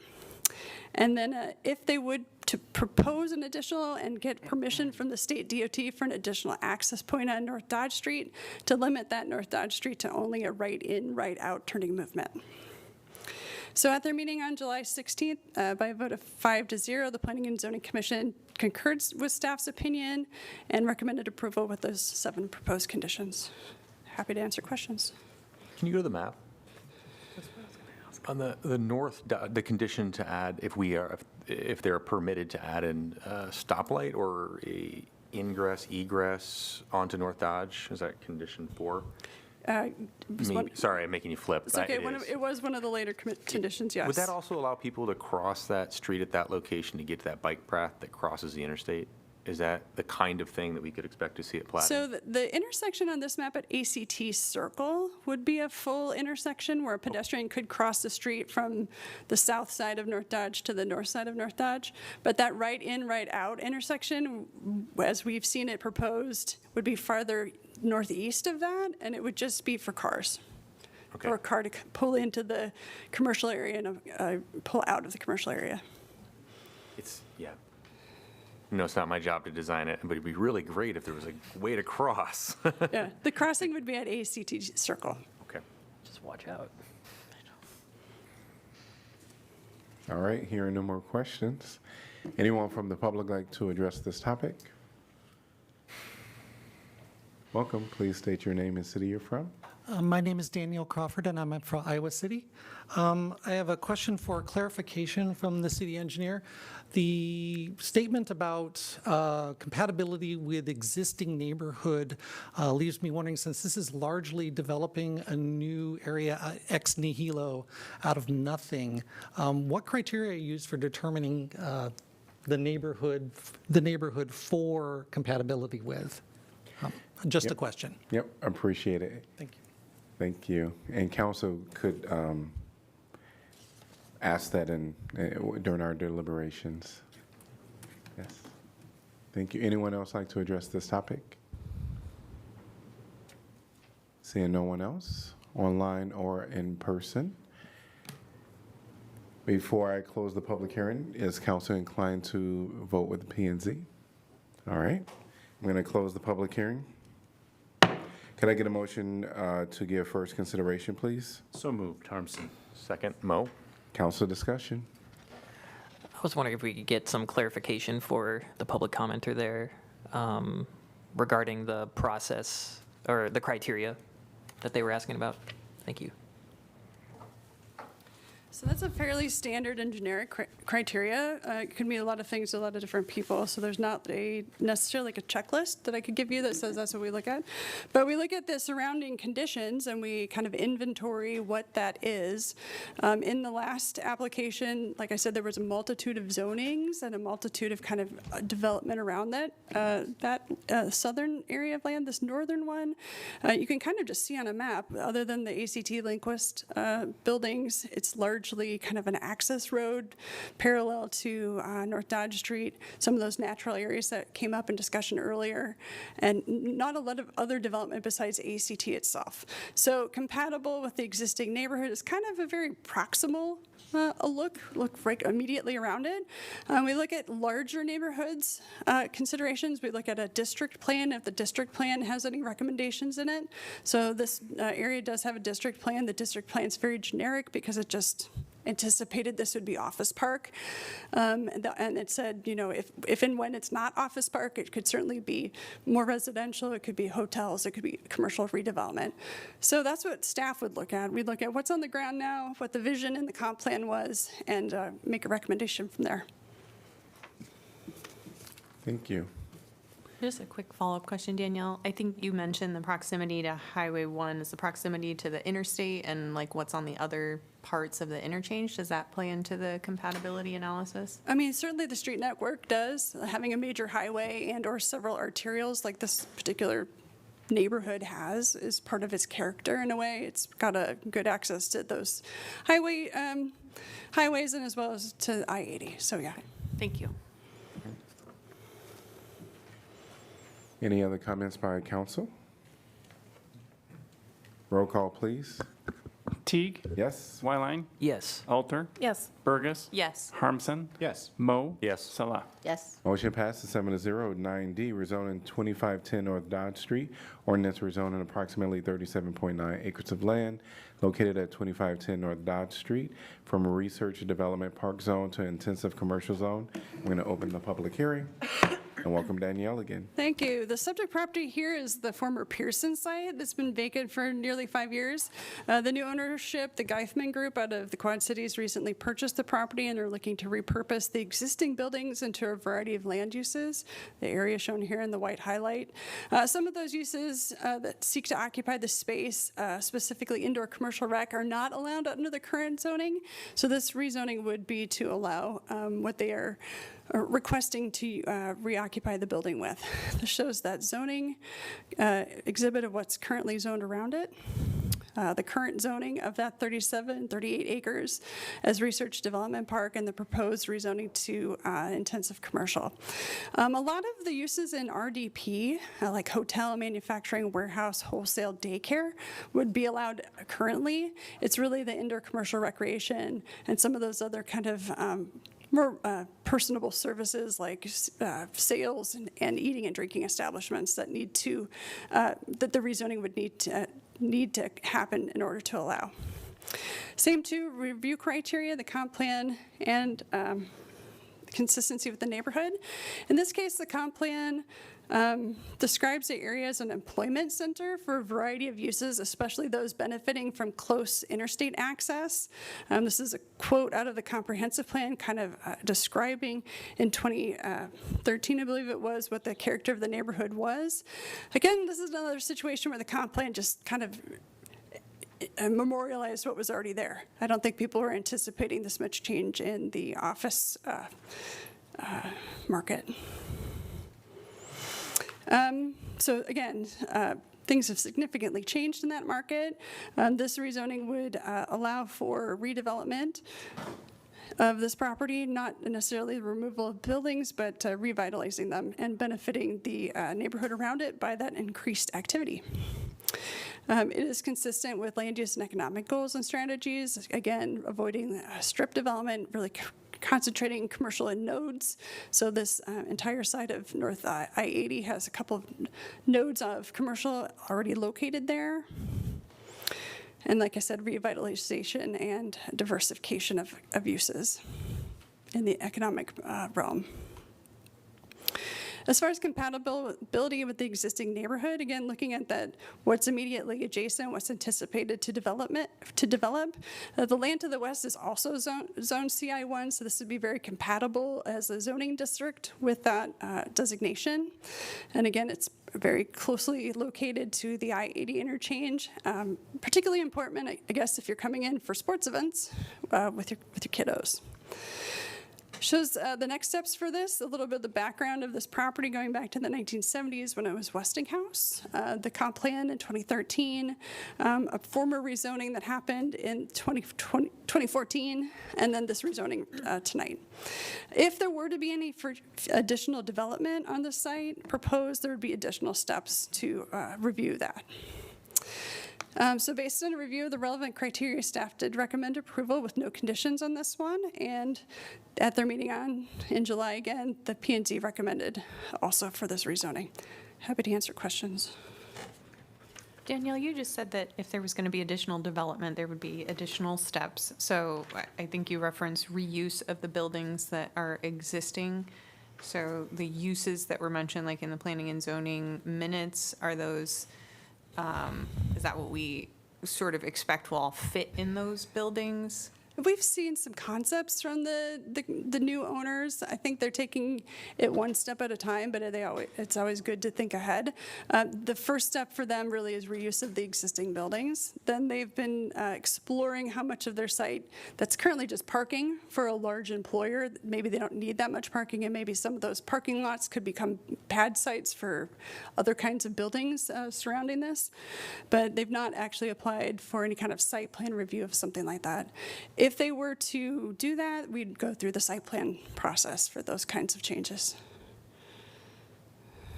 Is there anything about Moss Road that impacts this rezoning? I just know there was, the development had to stop at the western edge of that, as I understand it historically. Do you know? So Moss Ridge does have a long history. The city applied for a RISE grant to the state for construction of Moss Ridge as an arterial to facilitate development to the west of this property. It's already in place. It serves this property. It doesn't really impact it at this point. It may have in the past. Thank you. Are there any specific, what's the word, maybe prospective tenants that are already being talked about, or? That'd be a great question for the developer. If you've been reading in the news, they've already kind of announced who they are talking to and what they'd like to do, but it doesn't really factor into the rezoning. It does not, no. I was Other just than in generic terms of, are you a restaurant or are you a sports provider? Yeah. because I was seeing something that I think might come up as conversation later in regards to this is that one of the hypothetical or prospective tenants being a data center. So there's an existing data center on site, and I think the intention is to reuse it. That's a very use-specific build, and so turning that into something else probably doesn't make a lot of sense. Our anticipation is that data center would remain a data center if another houser of data needs it. Thank you. I just want to ask, it's simple because I'm reading this through, but I just want confirmation that daycare is a provisional use in CA1. Right. Or CI1, right? And it was a provisional use, I believe, in the current zoning designation too. Oh, okay. So that's another one of those, there's lots of ways to have a mix of uses. It's just some uses need a specific zone. And in this case, it's the indoor rec. Okay, thank you. Mm-hmm. Thank you. Anyone from the public like to address this topic? If you're online, please raise your virtual hand. Oh, I'll bring up the developer first. Yes. Welcome. Hi, I'm Mark Siebold. I'm a principal architect with Shive Hattery. I'm representing the Geifman Group for this rezoning. I think he was, and Danielle, good job. I think we were very happy working with city staff as we were talking about, what to rezone this, what the new rezoning for this property could be with some of the different potential tenant users that are very interested in moving into this site. I think in general, it's a huge facility that had been marketed to like a single user. And once the Geifman Group bought it and started to visualize, we can divide this up into multiple users and get a lot more energy on the site. And like Danielle said, possibly use some of the additional parking spaces to do some outlots for some future residential. So all of that is kind of playing into this rezoning for intensive commercial. Is there any questions you have for me? Thank you. Okay, thank you. All right. Now I'm going to open it up to the public. Anyone from the public like to address this topic? Seeing no one in person or online. Council, are you inclined? Oh, welcome. Sorry. Yes, welcome. Please state your name and city you're from. I'm Nikita McNamee. I'm from Iowa City, Iowa. I'm also a recent resident. I just was wondering in regards to the data center, I just wanted a clarification on who would own the data center? What company was planning on using that? That's kind of it. Yep, and the council, thank you. Yep. All right, anyone else like to address this topic? And that from the public?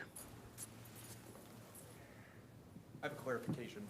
So the council will do it during their deliberations. Okay. But thank you. Yes. So the council, are you coming as a public speaker? Yeah, so once the development team have come forth, then we pause, then it's the community comment, then it's the council, and the council can then bring you back up. All right, thank you. Steve came out of order, and he was quick about it. All right. All right. Seeing no one else from the public wanting to address this topic?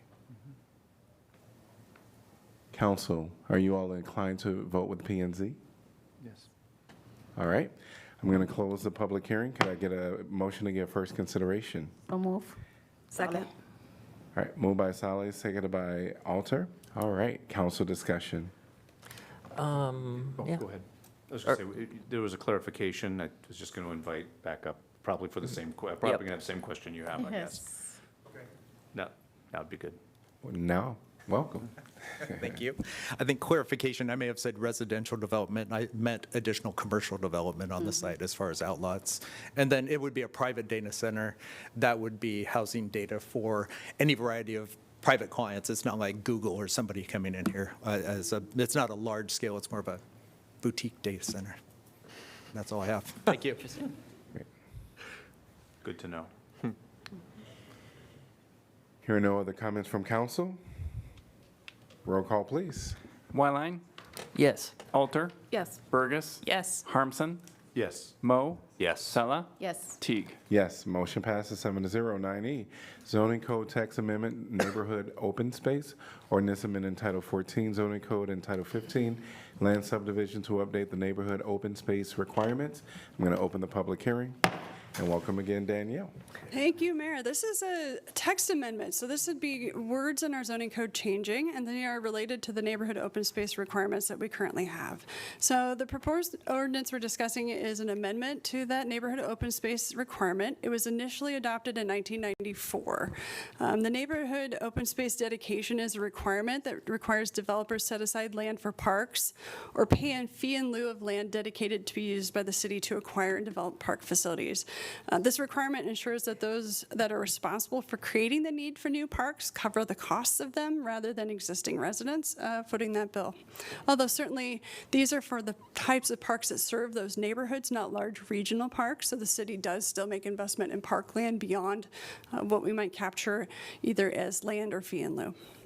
The current formula that we use to calculate the required neighborhood open space dedication is based on acres of undeveloped property, the maximum dwelling units allowed per undeveloped acre in that zone, and then a percentage of development, kind of an estimated average that was developed in 1994 for average density per dwelling unit per unit based on the most recent census, and then a standard of what kind of a level of service for parks, as you will, a standard of 3 per 1,000, which is the community standard of 3 acres of neighborhood park space per 1,000 people.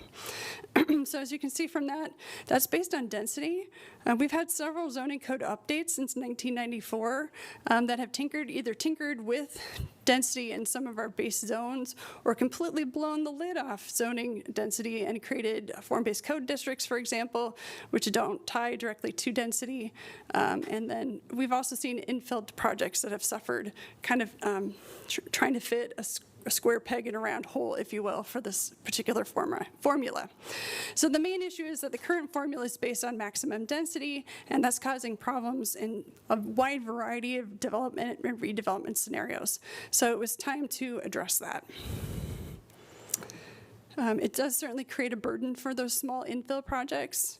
Like I mentioned, the form-based code isn't based on density, so there's not even a number to grab.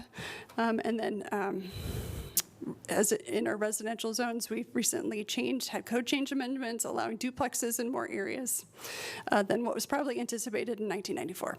So the goal of the update is to remove density from the calculation, adopt a formula that works for all of our current zoning districts, and adopt a formula that balances the city's current budget and goals with a more reasonable approach for developers and subdividers.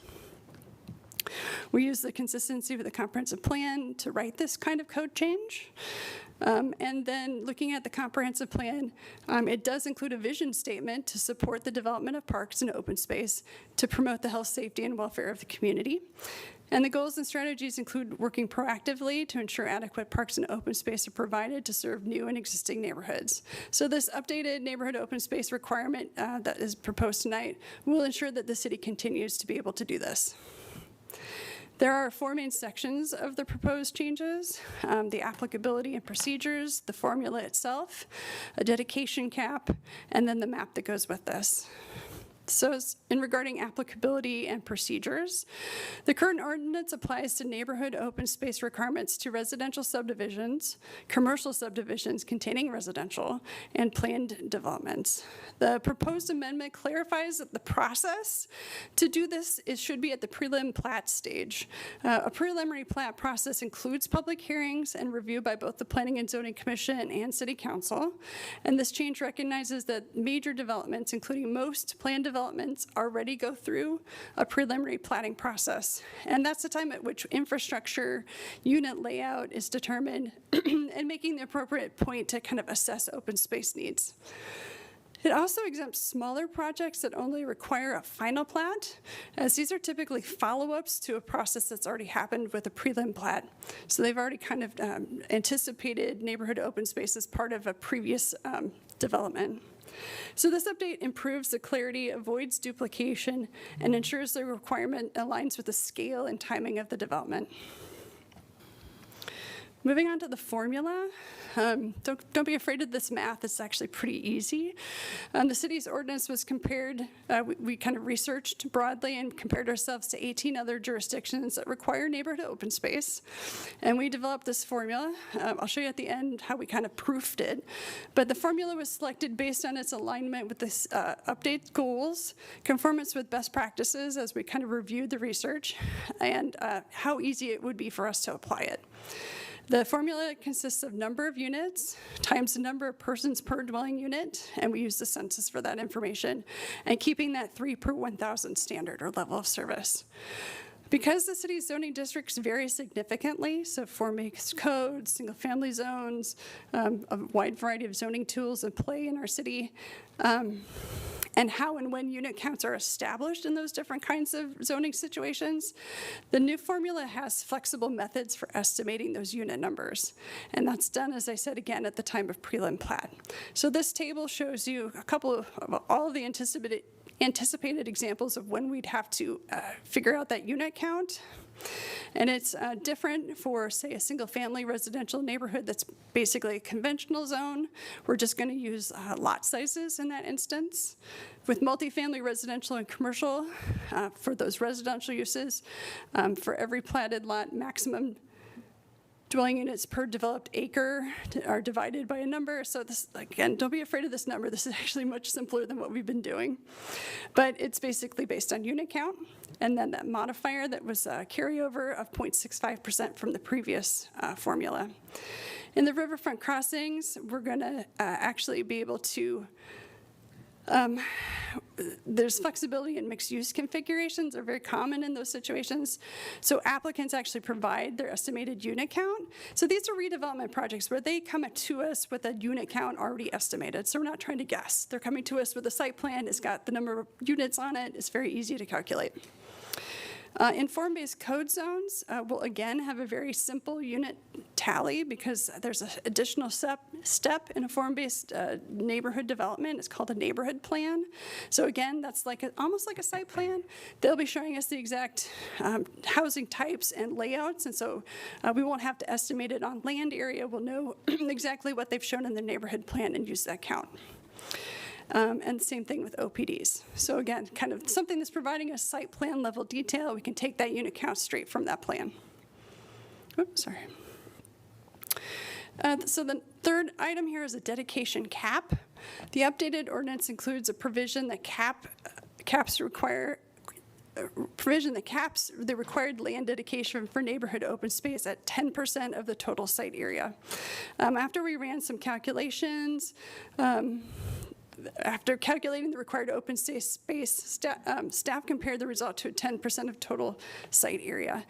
We determined that the cap is needed to ensure that the requirement remains reasonable, particularly for very high density or mixed use developments like form-based code districts or the riverfront crossings area. Otherwise, the formula could still otherwise generate an open space requirement that consumes an excessive portion of the site. So the 10% cap is used to kind of keep that reasonable. So like I said, without a cap, projects in riverfront crossings or even our new form-based code districts could really require more parkland than is anticipated by those form-based code districts themselves. So we wanted to make sure that we were proofing this against realistic expectations and not hindering the development feasibility by requiring too much parkland. And then the fourth change is the map itself. Staff is proposing to relocate the neighborhood open space boundary map into the zoning ordinance itself. So over the many years since the comprehensive plan and parks master plan have been updated, the map has been difficult to find, honestly, with revisions to those two plans. So to keep it kind of more coherent and tied to the implementation language of just the zoning code, we're proposing to put the map right into the zoning code. We are also proposing to revise the map to consolidate the boundaries of the districts, the neighborhood open space districts, to assemble them into larger units. When discussing the implementation of this ordinance with the Park and Rec staff, it was noted that the current boundaries are too segmented. That map on the left shows you all of those individual small districts, and it can make it difficult to acquire a fee or land and then spend it effectively when that district where you gain it and spend it are so limited.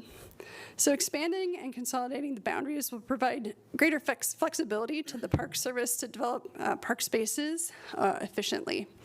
However, you can kind of really see that all we're doing is basically taking things that are in the same area and just removing some of the boundaries, so it's a few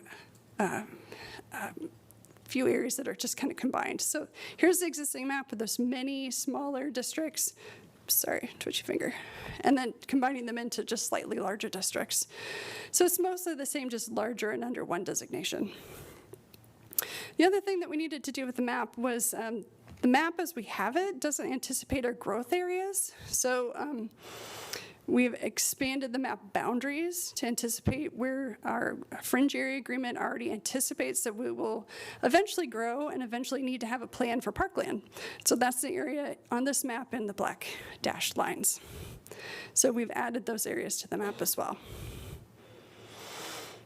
And then, like I said, we did some scenarios just to kind of proof that formula before we settled on a proposal as we have for you tonight. We looked at 6 different development scenarios to analyze how each formula that we were considering would impact development if we had used it on an existing development scenario. So this table actually shows that while the open space dedication for more traditional residential subdivisions may decrease under the new formula, the change reflects a correction of an assumption based in the current code. So we were basically overestimating density in our conventional single-family neighborhoods. The updated formula ties open space requirements directly to the unit count and the most recent household size data, not maximum density. We're trying to ensure that development contributes to neighborhood open space still based on estimated number of people who will reside there and not what could potentially be developed. The second example is an example of an infill project where one single-family home lot was divided into 2. This would now be exempt under the new proposed ordinance. We don't see a lot of those, but we have seen a handful of them over the several years, and they were generating open space fees that really kind of prohibited good infill development. And so using the current formula, open space fees for high-density projects, particularly the riverfront crossings, could result in fee in lieu estimations that were exceeding $1 million. It's difficult to justify such a large parkland fee in lieu from a planning and policy standpoint because it doesn't really encourage dense redevelopment, which is what those districts were established to do in the first place. So we wanted to remove that barrier to the kind of infill, compact, walkable developments that align with city goals. So the new formula combined with the 10% cap ensures that open space requirements remain meaningful yet not excessive, and therefore preserve project feasibility in areas where land is limited and housing demand is high. So the benefits taken together are these changes align with the requirements with actual development patterns while maintaining the city's goal of acquiring high-quality open space as well as new housing units being built. So overall, the updated formula improves predictability, fairness, scalability across zoning districts without compromising our open space objectives. So this is a code amendment, comes to you from the Planning and Zoning Commission. It would be, as I said, applied at prelim and final plats, but it's a text amendment at this point, so it's not development specific. So at their meeting on July 16th, by a vote of 5-0, the Planning and Zoning Commission concurred with staff's opinion and recommended approval of this code change. Happy to answer questions, but hopefully they're not math. Great. I have a few questions, Danielle. The 10% cap is only for what is mandated, right? Like, so a developer could have more than 10% open space, but what, as far as what we're requiring or how the fee in lieu would be calculated? Absolutely. Okay. And a developer could always propose open space to us. The criteria for accepting that open space is that we want to be able to accept open space we can do something with. So the Parks and Rec Department and the Parks Commission review that to make sure whatever's being proposed as open space is appropriate, and then I'm sure they would be happy with more. I really did not get the part of the fee on lieu of this. Like you're saying, the requirement is 10%, but it can be also fee on lieu with the point of, do we want open space or we have an option of fee on lieu? So it's always, the first choice is land. So if there's appropriate land and the city wants that land, then we can require the land. If there's not appropriate land, or, I mean, usually it comes down to, does the development have land that's good for our Parks and Recreation Department to operate a park on? So if there isn't that, they still have to contribute something, and that's the fee in lieu. See, okay. Are these only for open spaces that are dedicated? So only those that are taken over by the city? It's neighborhood open space for public parks. So it doesn't count open space that would be within a development that's maintained by, for example, a homeowners association? Right, with a caveat that the form-based code may have some situations similar to that, but it doesn't negate the neighborhood open space. Do you anticipate this incentivizing any different types of development or scale of development? You mentioned that the fees maybe were prohibitive for smaller, like a single lot development. It could have been a deal killer for some of those small one-lot infills. We may have lost some lot splits because they got their estimated fee in lieu and decided not to do it. We don't really know why somebody necessarily would have taken that off the table.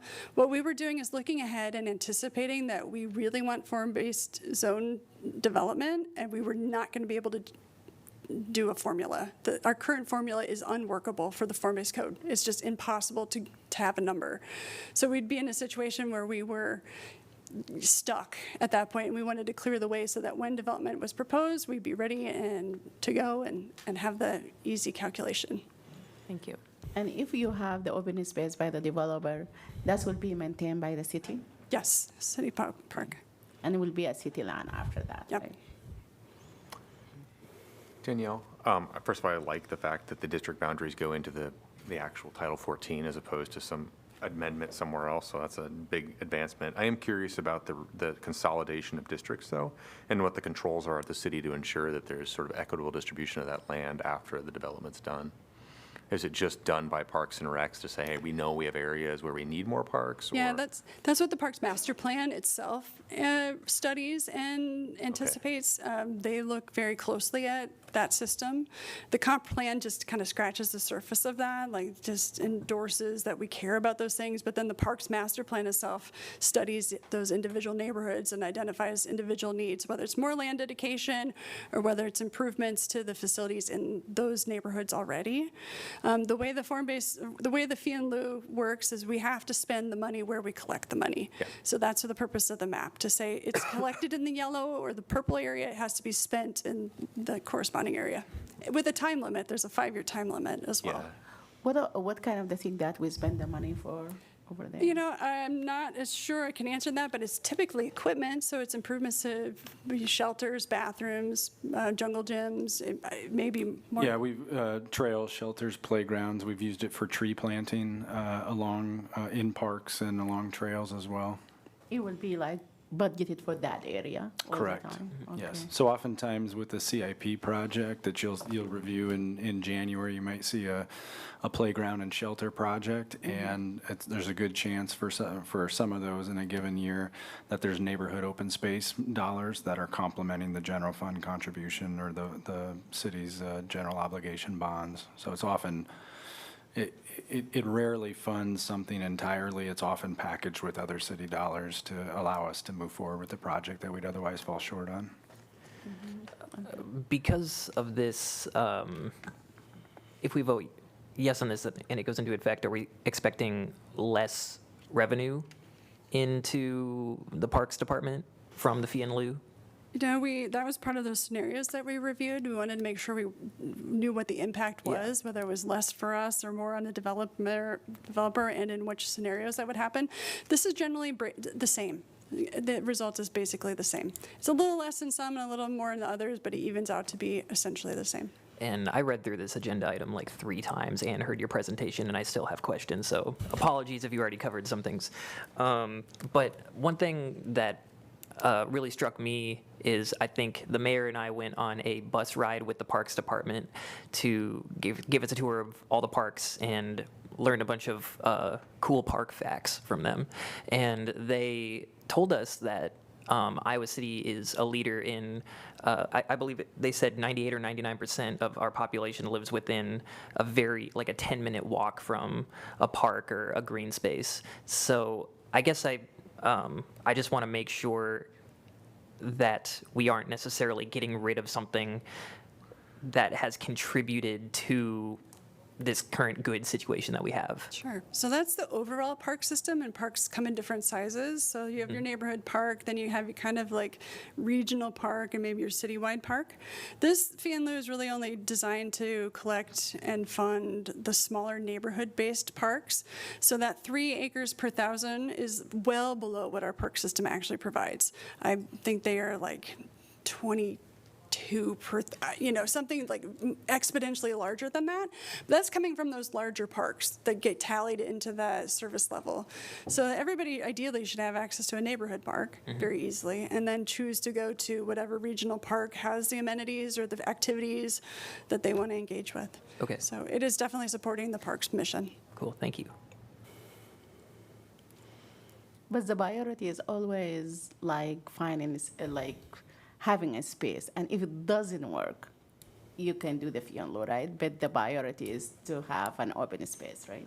Yes, the priority is always to have an open, but per the park's own mission, to have one within an easy reach of every neighborhood. That's also good planning policy. Correct, and you're going to have a rezoning coming up here in another couple of items for Monument Hills. And I just want to use that example. That's one in which we could have required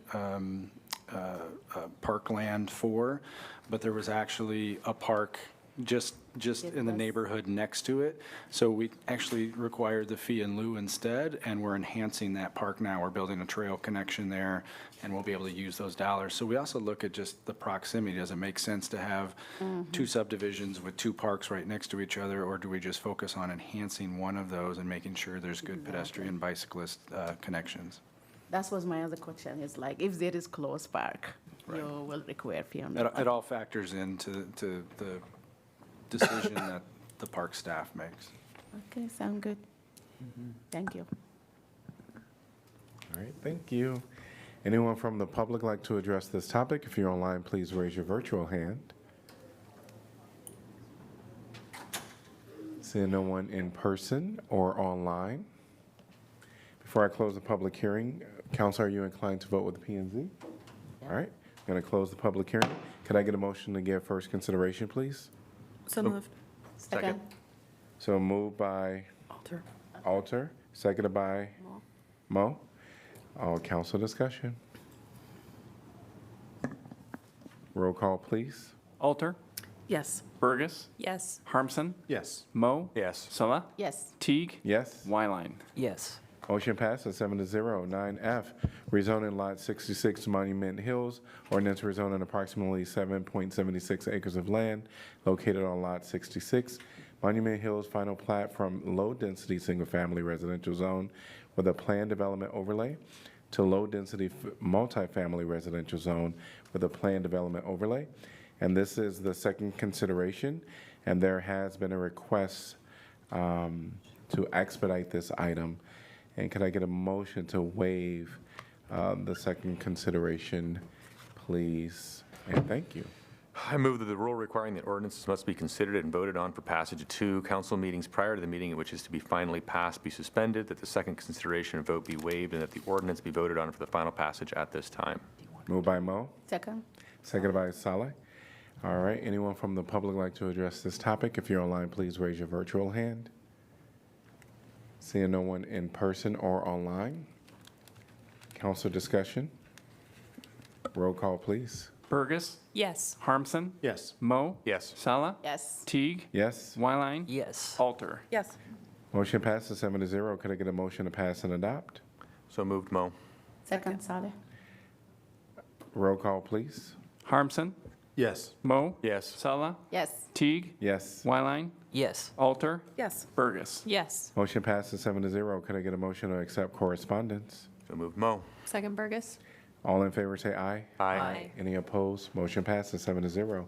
We're on to item 9G, rezoning North Governor Street, ordinance to conditionally rezone approximately 5.49 acres of property located between North Dodge and North Governor Streets from medium-density single-family residential zone, high-density single-family residential zone, medium-density multifamily residential zone, and multifamily residential zone to a high-density single-family residential zone with a planned development overlay for approximately 0.17 acres and to medium-density multifamily residential zone with a planned development overlay for approximately 5.32 acres.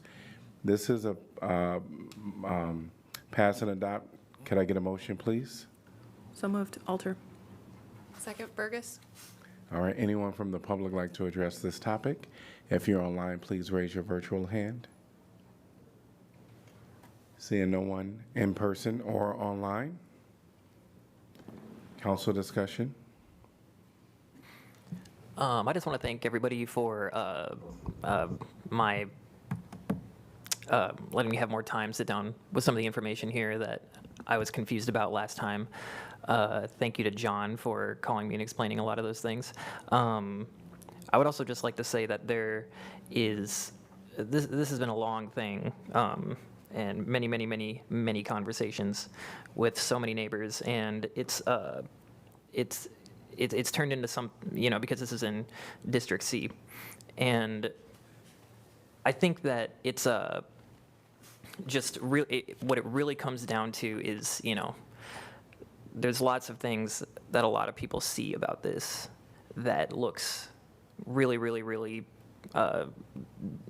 upsetting, but if I did not, and I think if we did not think that this was the only good-ish solution out of a really weird situation, then it would be a different conversation. So I just want to thank everybody for a lot of the conversations with the city attorney helping me understand things, so thank you. So yeah, that's all I want to say. I'm still going to vote no for this, remain like for the same reason I expressed before, the last couple of time. And I think that I believe the residents still have concern, and I will be voting no for this. Hearing no further discussion from council. Roll call, please. Mo. Yes. Sala. No. Teague. Yes. Wyline. Yes. Alter. Yes. Burgess. Yes. Harmson. Yes. Motion passes 6-0. Could I get a motion to, 6-1. Could I get a motion to accept correspondence? So moved. Second. Sick. Moved by Burgess, seconded by Alter. Alter. All in favor say aye. Aye. Any opposed? Motion passes 7-0. This is 9H, final plat, Scarlet Point subdivision. Resolution approving final plat of Scarlet Point, a re-subdivision of lots 8, 9, 10, 11, and 12, Bacon subdivision, and lots 49, 50, and 51 of subdivision of Southeast Quarter Section 3-T79N-R6W, Iowa City, Iowa, Can I get a motion to approve, please? So moved, Mo. Second, Burgess. All right. Anyone from the public like to address this topic? If you're online, please raise your virtual hand. Say no one in person or online. Council discussion. Roll call, please. Salah, No? Teague, Yes? Wyline, Yes. Alter, Yes. Burgess, Yes. Harmson, Yes. Mo. Yes. Motion passes 6-1. Item number 10 is our regular formal agenda. We're going to 10A, ADA Curb Ramp 2025 project, resolution approving project manual and estimate of cost for the construction of the ADA Curb Ramps 2025 project, establishing amount of bid security to accompany each bid, directing city clerk to post notice to bidders, and fixing time and place for receipt of bids. I'm going to open up the public hearing and welcome Ethan. Hi, thank you, Mayor. My name's Ethan Yoder. I'm a civil engineer for Iowa City. I'm going to give a brief overview of what the curb ramp project is for this year. To start with, the project locations that we selected are going to be Weber Street at the intersections of Harlock Street, Weber Circle and Edengale Drive, Sandusky Drive at Davis Street, Hollywood Boulevard at the intersections of Delwood Drive, the west portion of that, and Hollywood Court. This project is generally going to include removing of non-compliant ADA curb ramps and replacement with compliant curb ramps, full depth street patches for areas where the pavement is in bad shape, as well as final restoration and seeding. And then to tie this into the city's strategic plan, the ADA compliant crossings help with mobility. There are some of these locations we're actually missing a leg of their curb ramps.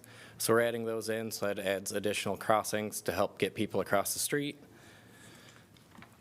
The cost and funding, the estimated construction cost is $165,000. The bid letting is on September 9th, awarding at the September 16th council meeting, and construction is planned to start September 29th with completion in the spring of 2026. Are there any questions? Is this all complaint-based, or is there a survey? Nope, so usually we start based off the complaint, and then we'll try to look at the surrounding areas and see if they would have the same issues. So then we try to take a complaint and then try to localize kind of the area that we're working on. Okay. Is there like a larger, how large is the complaint pool versus what we actually get to each year? I would have to double check, but I believe we're somewhere in the 20 to 30 range of complaints right now, and we're trying to get as many as we can. I know that there's a certain budget that we have, and so we're not able to get to all of them every year, but we definitely try to make sure we're taking care of as many as we can. Okay, thank you. You said a spring end date. Kind of, I know that you've got to wait for, the conditions to be right after winter, but are you saying like April, May? May. May? Yep, just because that's kind of the end seeding window, just because if construction does go into November, that is outside of the fall seeding window. So then we'd be able to take care of restoration in the spring.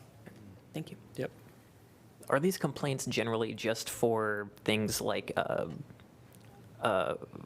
curbs and curb ramps, or because I know that even just faulty sidewalks are like a huge barrier for people in wheelchairs and walkers and stuff like that. So because I'm thinking about the next thing on our agenda, which is a sidewalk repair, and how that is, it looked to me like it was just kind of like once a year or once, however, it's a particular portion of the city.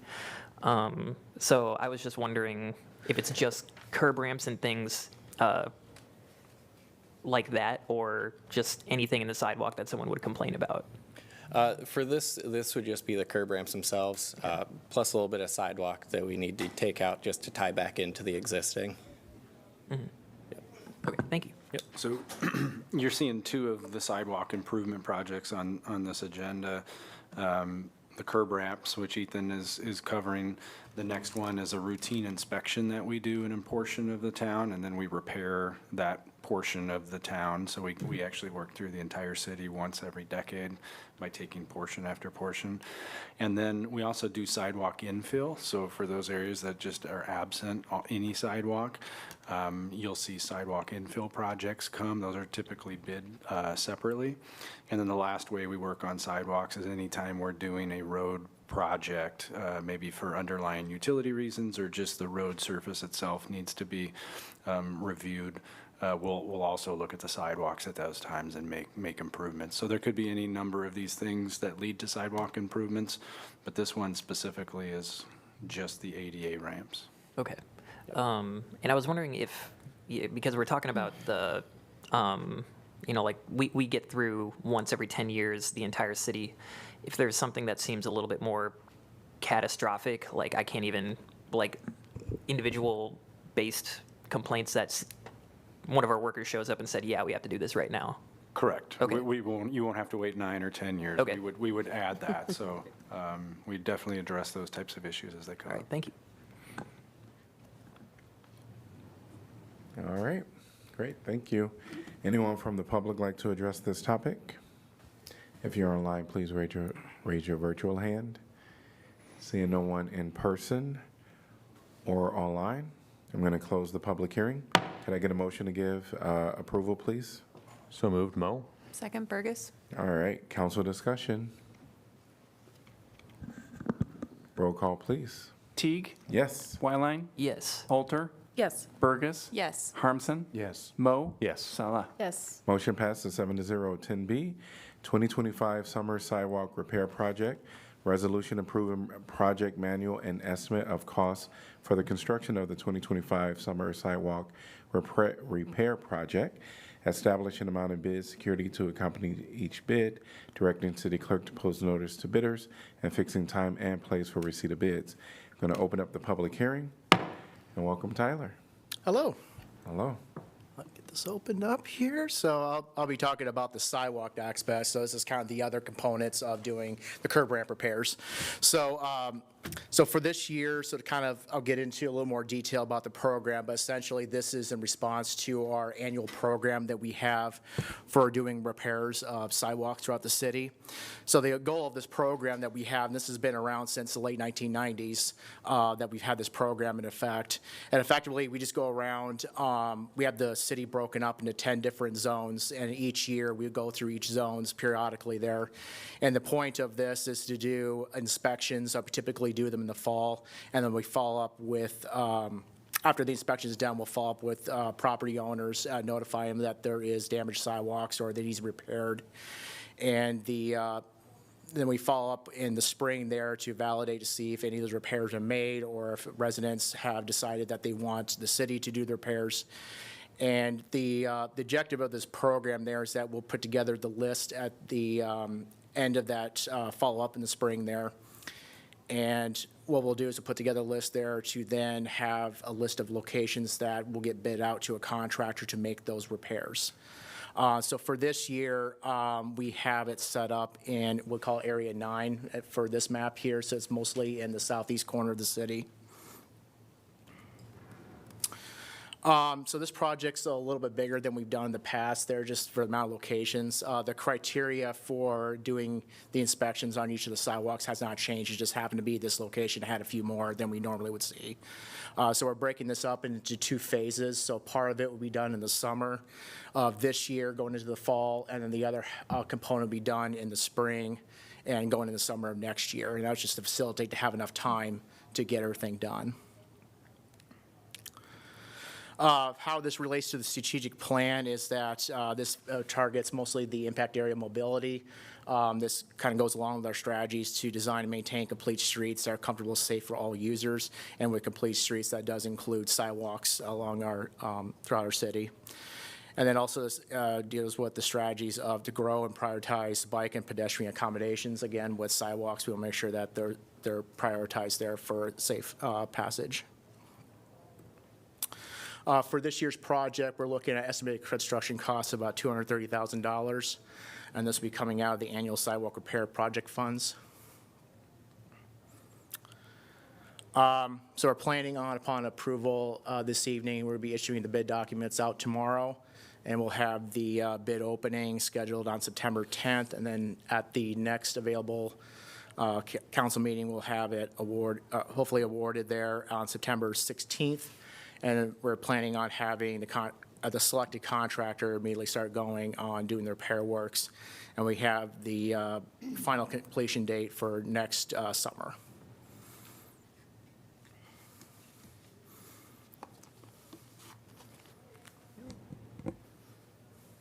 All right, thank you. Thank you. Any questions? No? All right. Anyone from the public like to address this topic? Seeing no one in person or online, I'm going to close the public hearing. Can I get a motion to give approval, please? So moved, Burgess. Second, Mo. All right, council discussion. Roll call, please. Wyline? Yes. Alter? Yes. Burgess? Yes. Harmson? Yes. Mo? Yes. Sella? Yes. Teague? Yes, motion passes 7-0. 10C, City Park Utility Easement, resolution granting the conveyance of a utility easement on and under portions of city property near Park Road to accommodate replacement of the city park pool. I'm going to open the public hearing and welcome Jeff. Okay, this will be a quick one. This is facilitating a new electrical service connection into City Park Pool, which is currently being reconstructed.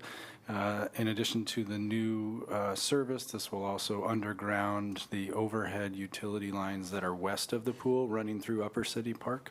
So it'll be a nice improvement. This utility easement just grants them the ability to underground that new service line. Okay. Awesome. Do we know anything about impact to trees? I don't have that information right now. I'm pretty sure that the objective would be to avoid all of those trees, but I don't know if there's going to be any impacts. I can certainly circle back to you on that. Oh, wait, that's the wrong one. All right. Any other questions? All right. Anyone from the public like to address this topic? Seeing no one in person or online, I'm going to close the public hearing. Can I get a motion to give approval, please? So moved. Second, Saleh. Moved by Alter. Alter, seconded by Saleh. Council discussion. Roll call, please. Alter? Yes. Burgess? Yes. Harmson? Yes. Mo? Yeah. Sella? Yes. Teague? Yes. Wyline? Yes. Motion passes 7-0. 10D, 1515 Willow Creek Drive easement conveyance. Resolution approving the conveyance of a portion of the sanitary sewer easement located within Lot 1 of the McGrath subdivision to Warrior Enterprises LLC. I'm going to open the public hearing and welcome our city attorney, Eric. Thank you, Mayor. This also, I believe, will be a quick one. And so we have a little bit more sanitary sewer easement than we need for this property, and they want to build a bigger building on their property, and so we want to get out of their way to do so. So we're vacating and conveying that portion that is no longer needed. They will remain served, of course, by sewer, and no one else will be affected. All right. Any questions for Eric? Yeah, Eric, how often do we actually convey the property, like with the deed that's in the packet? Yeah, this is unusual. Normally, we take the view as statutorily required that fair market value needs to be conveyed. But here, since it was essentially a service line easement solely for this property that was granted to us in the first place, we thought it would be appropriate to not charge them to give them their property back. I'm not sure I'm being responsive, though. When you say the deed, ultimately we concluded that the quitclaim deed would be the cleanest way to ensure that the rights were conveyed for these folks so that they could go ahead and do their building. I just see a lot of vacations without an actual deed, so I think it's good. Yeah. Yeah. Okay. And thank you for answering the other question that I didn't have to Sure. ask. Sure. All right. Hearing no more questions. Anyone from the public like to address this topic? Seeing no one in person or online, I'm going to close the public hearing. Can I get a motion to give approval, please? So moved. Harmson. Second, Burgess? Council discussion. Roll call, please. Burgess? Yes. Harmson? Yes. Mo? Yes. Salah? Yes. Teague? Yes. Wyline? Yes. Alter? Yes. Motion passes 7-0. 10E, ITC Midwest LLC electric line easement. Resolution approving the conveyance of an electric line easement to ITC Midwest LLC. I'm going to open the public hearing and welcome. John with the Water Division. Normally, water and electricity are not good to combine, but in this case, we'll talk about it. All right. So we own that parcel there. I'll call it pistachio pudding colored with a little red pip on it. It's over there on the far east side of town, and its intended purpose is for future water storage, which is why I'm here to talk about the easement. Currently, there is transmission lines across that parcel. Those transmission lines are going to upgrade their service to higher voltage, so they want to expand the easement footprint. Overall, that won't impact our potential future use, which we've kind of looked at here to see if a water storage facility is sited, how far we can keep it away from those transmission lines and the easement itself, which the easement is quite large versus where the nearest transmission line will be. So it all works out, and fair market value for the property that is going to fall under the easement. That's it. Great. Here are no questions for you. Thank you. Anyone from the public like to address this topic? Welcome. Thank you. And you are a part of Jamie ITC? Toledo, ITC Midwest, yeah. Yes. Thank you, Mayor Teague and council members. I just wanted to take a moment to express gratitude and appreciation for city staff being so helpful and responsive to our needs. ITC continues to make significant investments in Johnson County, and we've got 111 circuit miles of infrastructure and 5 new line builds happening right now. So that's important for our region, economic development, and the state. So I just wanted to take a moment to say thank you for being great partners. We're trying to keep our reliability stats up there at 80%. We've decreased all of our outages since the inception of the company. We want to keep it that way. So I just wanted to express thank you, and thanks for being big partners with us. Great, thank you. All right, anyone from the public like to address this topic? See no one in person or online. I'm going to close the public hearing. Could I get a motion to give approval, please? So moved. Alter. Second, Harmson. Council discussion. Roll call, please. Harmson? Yes. Mo? Yes. Salah? Yes. Teague? Yes. Wyline? Yes. Alter? Yes. Burgess? Yes. Motion passes 7-0. Could I get a motion to give, to accept correspondence? So moved. Second. Moved by Burgess. Burgess, seconded by Alter. Alter. All right, all in favor say aye. Aye. Any opposed? Motion passes 7-0. 10F is CPRB dissolution. Ordinance amending Article 5 entitled Boards, Commissions, and Committees, Section 5.01 entitled Establishment of the Iowa City Charter, and repealing Title 8 entitled Police Regulations, Chapter 8 entitled Community Police Review Board, to dissolve the Community Police Review Board. This is the first consideration, and can I get a motion, please? So moved, Harmson. Second, Mo. All right, and we'll go to Eric. Thank you, Mayor. Again, this has already been the topic of quite a bit of conversation on council and kind of a difficult decision on how to proceed following some state changes in law that essentially takes away the primary purpose of the CPRB here in Iowa City. But following the CPRB's own unanimous recommendation that they dissolve and pursue their mission through other means, we bring forth this ordinance to your consideration this evening per your direction at the last work session on this topic. They contain 2 parts. One is the provisions in the Iowa City Charter itself that specifically call out for the creation of the CPRB, and the other in Title 8 of our, what I'll call regular city code, that speaks to how that Community Police Review Board is to operate. So there's 2 different places that we need to make changes, but it's all contained in this single ordinance amendment.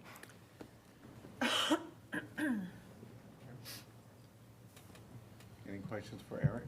I am curious about changing our charter, and we can just do that through ordinance? We can. There are several different ways that the charter can be amended. One is by ordinance by the city council. What makes it different than the other ordinance amendments that council normally passes is there's an opportunity for the public to petition to reverse your decision, if you will. But otherwise, yes, by the regular ordinance amendment process. Eric, do you recall, just as far as the timing of this legislation and our charter review and all of that, this wasn't on the radar for the committee at all, was it? Boy, I'm trying to remember when it was passed. I'm not sure I could say. I don't think, I'm looking to Kelly to see if she has a better memory than me. I don't think it was something we talked about. I don't recall that either, and the commission, Charter Commission was done with their review Last but in calendar December. year. Right. Okay. So, well, Right, obviously. Kelly, as usual, has a better memory than me, but yeah. Okay, thank you. All right, anyone from the public like to address this topic? If you're online, please raise your virtual hand and I'll acknowledge you. Is anyone in person or online?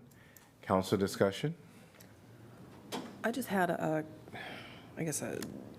it is a question, but it's a follow-up from this particular thing is, last time we had a pretty robust conversation because it was both, we were discussing both the dissolution and what would potentially replace it. And we decided to go simply, let's take some time to figure this out as to what alternatives could be suggested to us.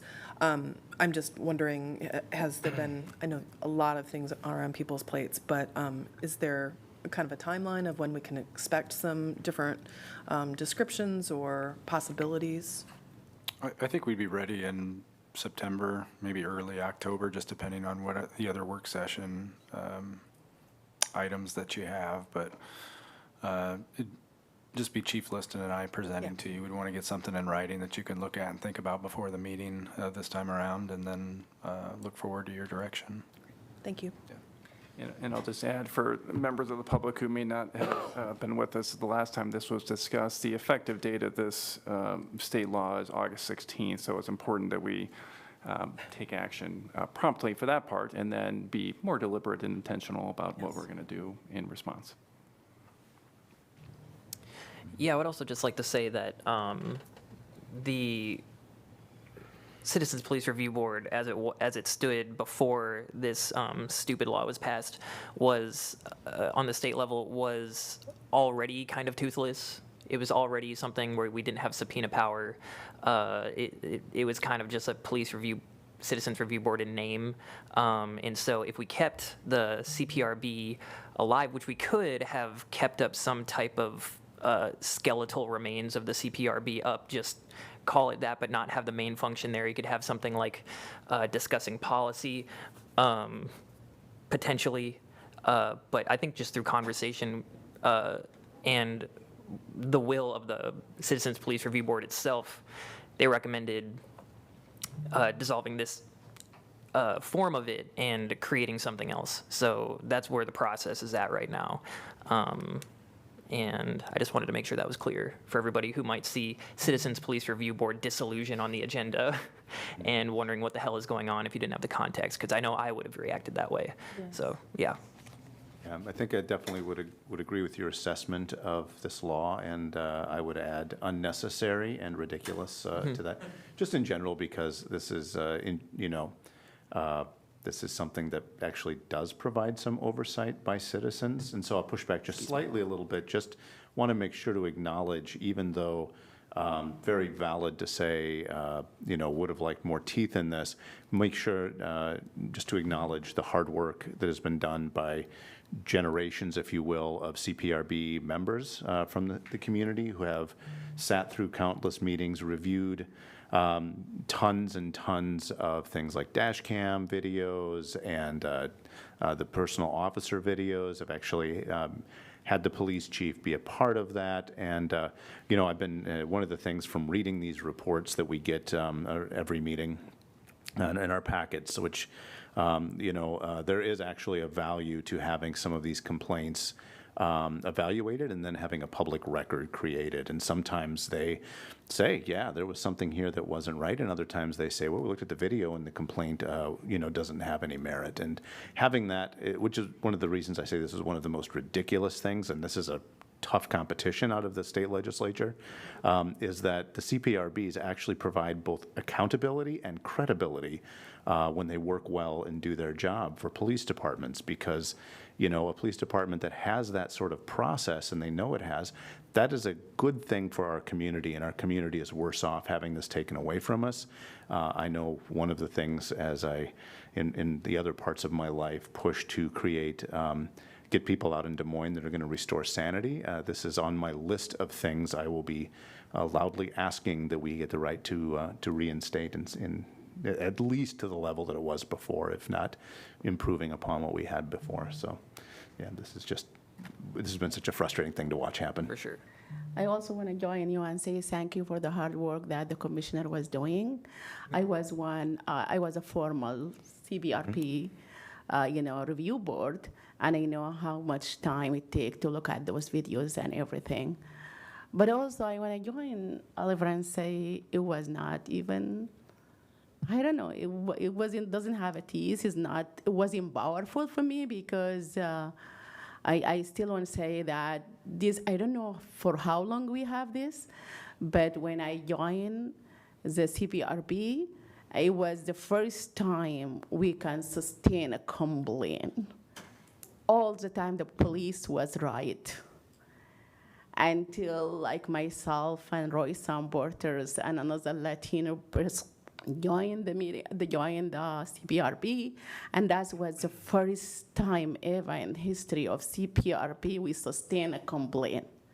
So that said, I wasn't, even though as, Council, Sean said, there is many laws that has been taken off, and this is one of the ridiculous. I agree with that, but there is another thing that has been done by the state. I don't like it, but for this one, yes, it was there, but I was not like, oh, they took like very good, kind of like amazing commission that we had. I'm gonna be just honest here and transparency, because I just believe that it's never been sustained complaint forever, and even after we sustain the complaint, what happened?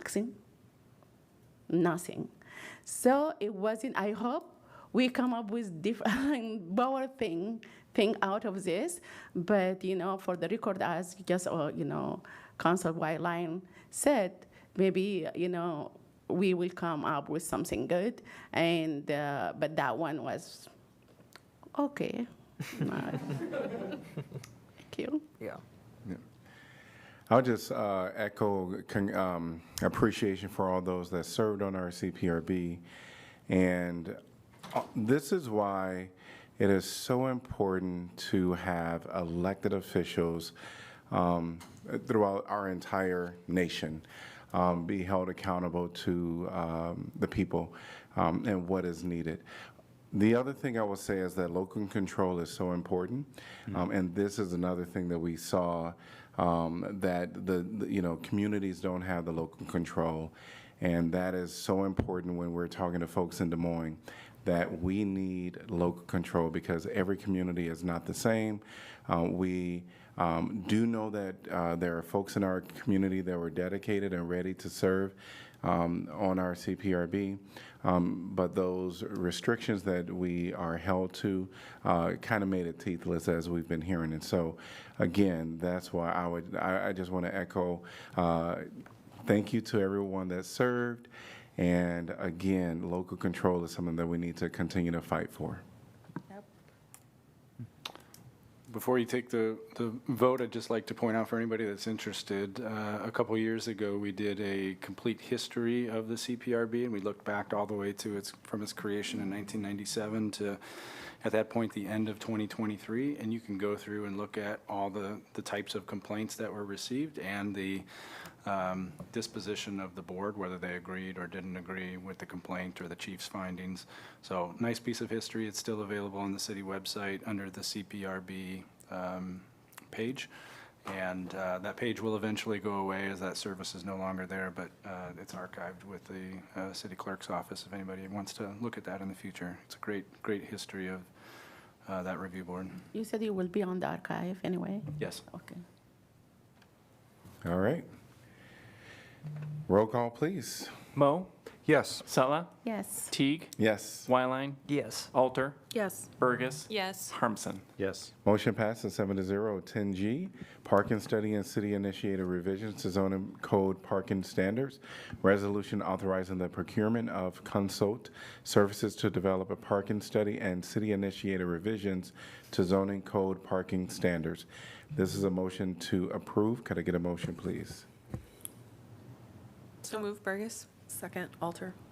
All right. And welcome again, Danielle. Thank you, Mayor. Danielle Sitzman, Neighborhood and Development Services. This item hits on the values of the strategic plan for partnerships and engagement. It is engagement included in this contract. It's part of the neighborhood and housing strategy to update the comprehensive plan and the zoning code to encourage compact neighborhoods with diverse housing types and land uses. Parking standards certainly contribute to those things. So as way of background, just to remind you, the city was awarded $3.75 million in federal pro housing grant funds. This contract is just a very small part of that, but the funds allow the city to undertake activities that will remove barriers to housing and increased housing production. One of the funded activities is this parking study to right-size our parking requirements. The minimum on-site parking standards that our code currently has are often identified as a factor that inhibits the construction of new housing. And revising our parking standards will help lower construction costs and promote more sustainable urban development. The scope and outcomes of this contract are identified here. The consultant in this graphic does a good job of showing how they have two simultaneous tracks of activity that happen. So there's engagement going on at every stage of this contract, as well as the technical analysis that they will produce, and to ultimately end up in passing a parking standard zoning code changes. So the comprehensive parking study is intended to evaluate parking supply and demand downtown and in the neighborhoods near downtown or similar to downtown. Evaluate the existing typical land use categories and the associated minimum parking requirements that are in our current code. To conduct stakeholder outreach to business owners and members of the development community. And then ultimately to propose and help us adopt zoning code amendments using their findings from the study to right-size our parking standards. There would be a series as that code amendment goes through for public hearings and an adoption process. This is just that typical slide that shows you that, yes, anything that comes as a zoning code amendment first goes to P&Z for recommendation and then comes to City Council for a public hearing. Parking standards are applied at the time of a site plan or a building permit review, so the standards are there and ready in the code for use once they would be updated. So contract and budget timeline, we've selected or are proposing to have you endorse us selecting HNTB. They are a company that are experts in parking management, zoning codes, parking surveys, and data collection and engagement. Their portfolio includes working in other college towns. Since we know that parking is, in a college town, kind of a seasonal ebb and flow, has very unique characteristics. So this contract is for $124,938 of budget, and they anticipate a 21-month project timeline because, again, it would normally not take that long to do this kind of study, but want to make sure that when they're out there surveying how many people are parking where, that they're collecting a full picture of our community. Can you go back a little bit? You said this is study going to be only for downtown, or I missed something?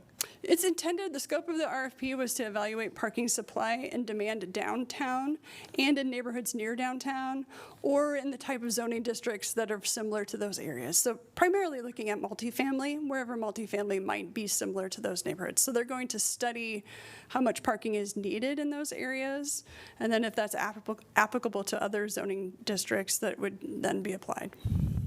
Automatically will apply. We don't need to have, again, like, approval or anything? The consultant would tell us whether we have something very unique going on downtown or whether they look at it and go, oh, okay, downtown, even though it's downtown, parking is parking in an apartment building, but that kind of unit mix or whatever is going to be similar in any part of town. Or whether it's different, whether there's a different unique component to downtown or the near downtown neighborhoods. So I was really looking forward for this parking study, but I thought it will be like citywide parking study because I believe that, new developer will be maybe outside, even downtown. And maybe we have few developer will be in downtown, you never know. But as I see downtown, I think the more developer, especially for affordable housing and for any type of mixed, use housing or like mixed income housing, market price housing, those the things that I really wish if we can have minimum parking requirement for the developers so they can build more. That's why, I thought will be like a citywide thing. We have a certain number of surveys that they'll conduct for us. We can certainly ask them to look farther abroad than maybe that first-ring neighborhoods around downtown and see just if it is different or not different, to include that in their sampling so that we can look at a holistic parking code update. Can you talk a little bit more about the data that we get? I mean, is it really just how occupied parking spaces are? And is it possible that this could actually come with a conclusion that says we need to increase parking requirements? Or I guess I'm unclear. I think we are maybe in council have had many discussions about how there's an appetite to reduce parking the right way. And I'm kind of curious what we'll get from these people before they draft a change or amendment. Sure. Well, we don't go into one of these with, set ideas of what the outcome would be. We're obviously studying it to find out. But all of the work that HNTB has done across the country has been to reduce parking standards. We're probably not that much different than any other community, and we probably have minimum parking standards that are much higher than what we actually need. So while we're not like predetermining what the outcome would be, probably the conversation is going to be trending towards reducing the required amount of parking.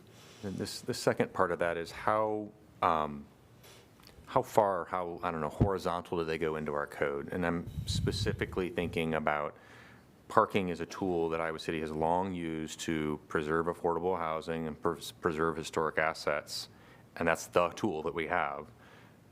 Will they actually analyze that? And is that just something that the internal staff has to just sort of make as part of our conversation? So we want them to study whatever impact those changes in parking requirements will have. So whether that's on certain types of development or pressures for development where we're not expecting it, or, seeing parking occur where we don't currently. Part of their scope is to study those unintended consequences so that we're aware of what choices we're making when we propose changes to you. Yeah, and I was trying to understand both this slide and also the consultant agreement. Is there a check-in with us mid-process, or do we only see the ordinance once it's drafted? I'd have to look at the contract again to remind myself. I mean, they have several tasks laid out. They participate with a stakeholder group, and I don't know that they necessarily bring anything to you until closer to having a formulated proposal. Okay, thank you. I was going to ask, when we talk about parking, obviously there's kind of like the foregone like conclusion or the assumption that we're not necessarily, our reliance on cars is going to be the same for a long period of time. So I was wondering, is like our climate action involved in this at all, or is the conversation as like, well, as a city, because we want to be climate friendly, we don't necessarily think that in 40 years we should all be taking a car to work every single day, and instead we should keep doing things like we're doing, like free transit and stuff like that, and like increasing routes. And so, I'm just wondering if that comes into the calculation at all. That's more of a policy discussion. The consultant's certainly going to look at bus ridership and our transit system and identifying, whether we are a walkable, bikeable community and whether people are making use of those modes. So they'll look at the way people are already moving around and contribute that to their study, but I don't think they'll necessarily be saying a policy direction for the future that's in any way kind of more than a technical analysis. Okay. Yeah. I think that I would really like a mid-process check-in on this one, because when you say climate change, you have one thing you're thinking of that I agree with, and I'm also thinking about not tearing down existing buildings, which has massive ecological impacts. So, and I see our parking as this really weird tape that holds together a lot of specific neighborhoods, and it's the wrong tool, and we should change it. I don't disagree with that, but I'm worried that it's fragile. I agree. Yeah. Yeah, but can I ask a question? How much take us, or how much would cause us to do a citywide, you think, study? And also, like, how long that gonna take? And I have a lot of question because I feel like there is many people would like to, maybe we're gonna see many developer, or now, between now and the 21 months that we have for this study, many developer will come up, maybe they building something for mixed use, whether it's affordable housing and market price, and how can we ensure that also we have market minimum for those developers? So the project proposals did have add-ons. Every contract has kind of bid alternate add-ons. This particular price is the price that we have scoped out in our action plan for the HUD Pro Housing money. I'm not sure that we can increase our scope with the HUD Pro Housing money. Yeah, I we forget had to submit that to HUD and lock that in. So Yeah. I forget that's hard for farming, no. But I think we'll have the data. A lot of the, the sampling and whatnot is concentrated downtown, but the findings and the recommendations will be easily extrapolated to districts that'll cover the entire city. So if you're thinking about a multifamily or mixed use on the fringes of town, we'll be able to kind of extrapolate what's being determined downtown through the sampling, and make recommendations to the zoning code. We don't necessarily have to do the full in-depth study of the entire city in order to do that. The most complicated piece is your urban center. Obviously, that's where you have your highest density, and you have the highest concentration of people moving around. So it's really important that we sample that really well. I think the rest of it will come. So what I'm getting at is the recommendations will have citywide implications. Sure. But the study itself is mostly going to focus on the downtown, and then we'll just kind of move out from there. Okay, that sounds good. All right, any other questions for Danielle? Can I just confirm that the council would like some sort of mid-process check-in on this? Yes. Okay, all right. Great. Anyone from the public like to address this topic? If you're online, please raise your virtual hand.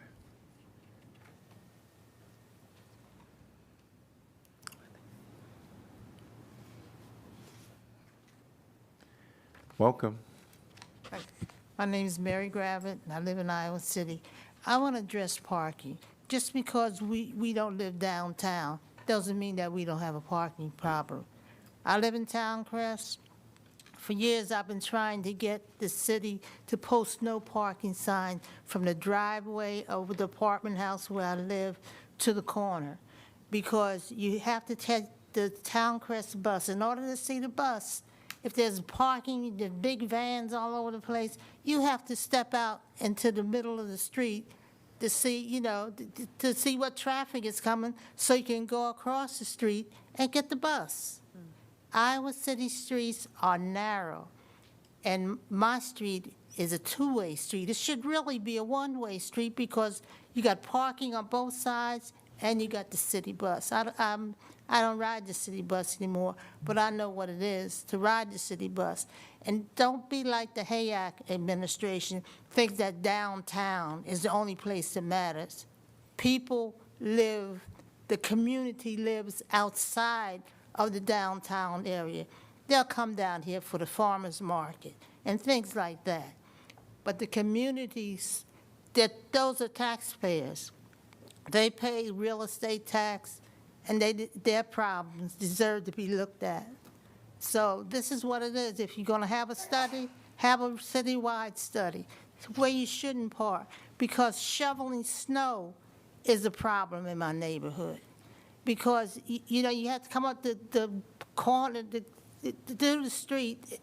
You have to come up to the corner to do the street.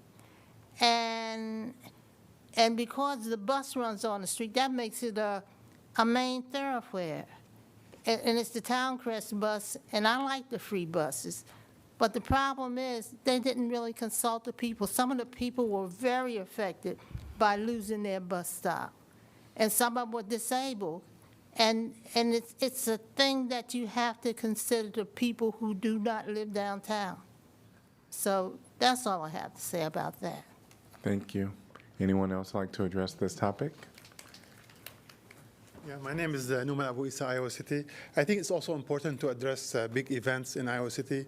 There is huge events like football games and other things, and I think those should be considered on their own and have a plan for themselves. They mentioned environmental, I guess those are important. There is changes in transportation as we speak. Artificial intelligence is happening. Locate a parking spot is happening where it can become more efficient. Some of those issues also need to be considered when this study is done. Thank you. Thank you. I'm going to invite you to sign in at the podium there. Thank you. Anyone else like to address this topic? See no one in person or online. Council discussion? I like the idea of the mid-process check-in a lot. Thank you all for agreeing to that. Roll call, please. Sella? Yes. Teague? Yes. Wyline? Yes. Alter? Yes. Burgess? Yes. Harmson? Yes. Mo? Yes. Motion passes 7-0. All right, we are on to item number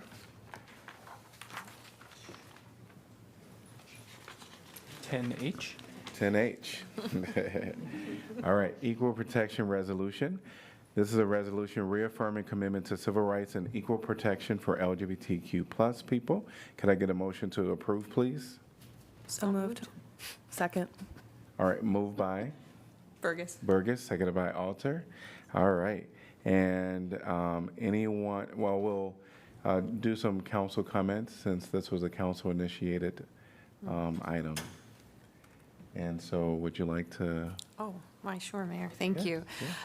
Well, so this resolution was developed in coordination with members of the Johnson County Trans Advisory Committee, who'd been working for over a year at the county level to come up with ways in which our local governments may be able to help protect trans individuals who are specifically under attack right now.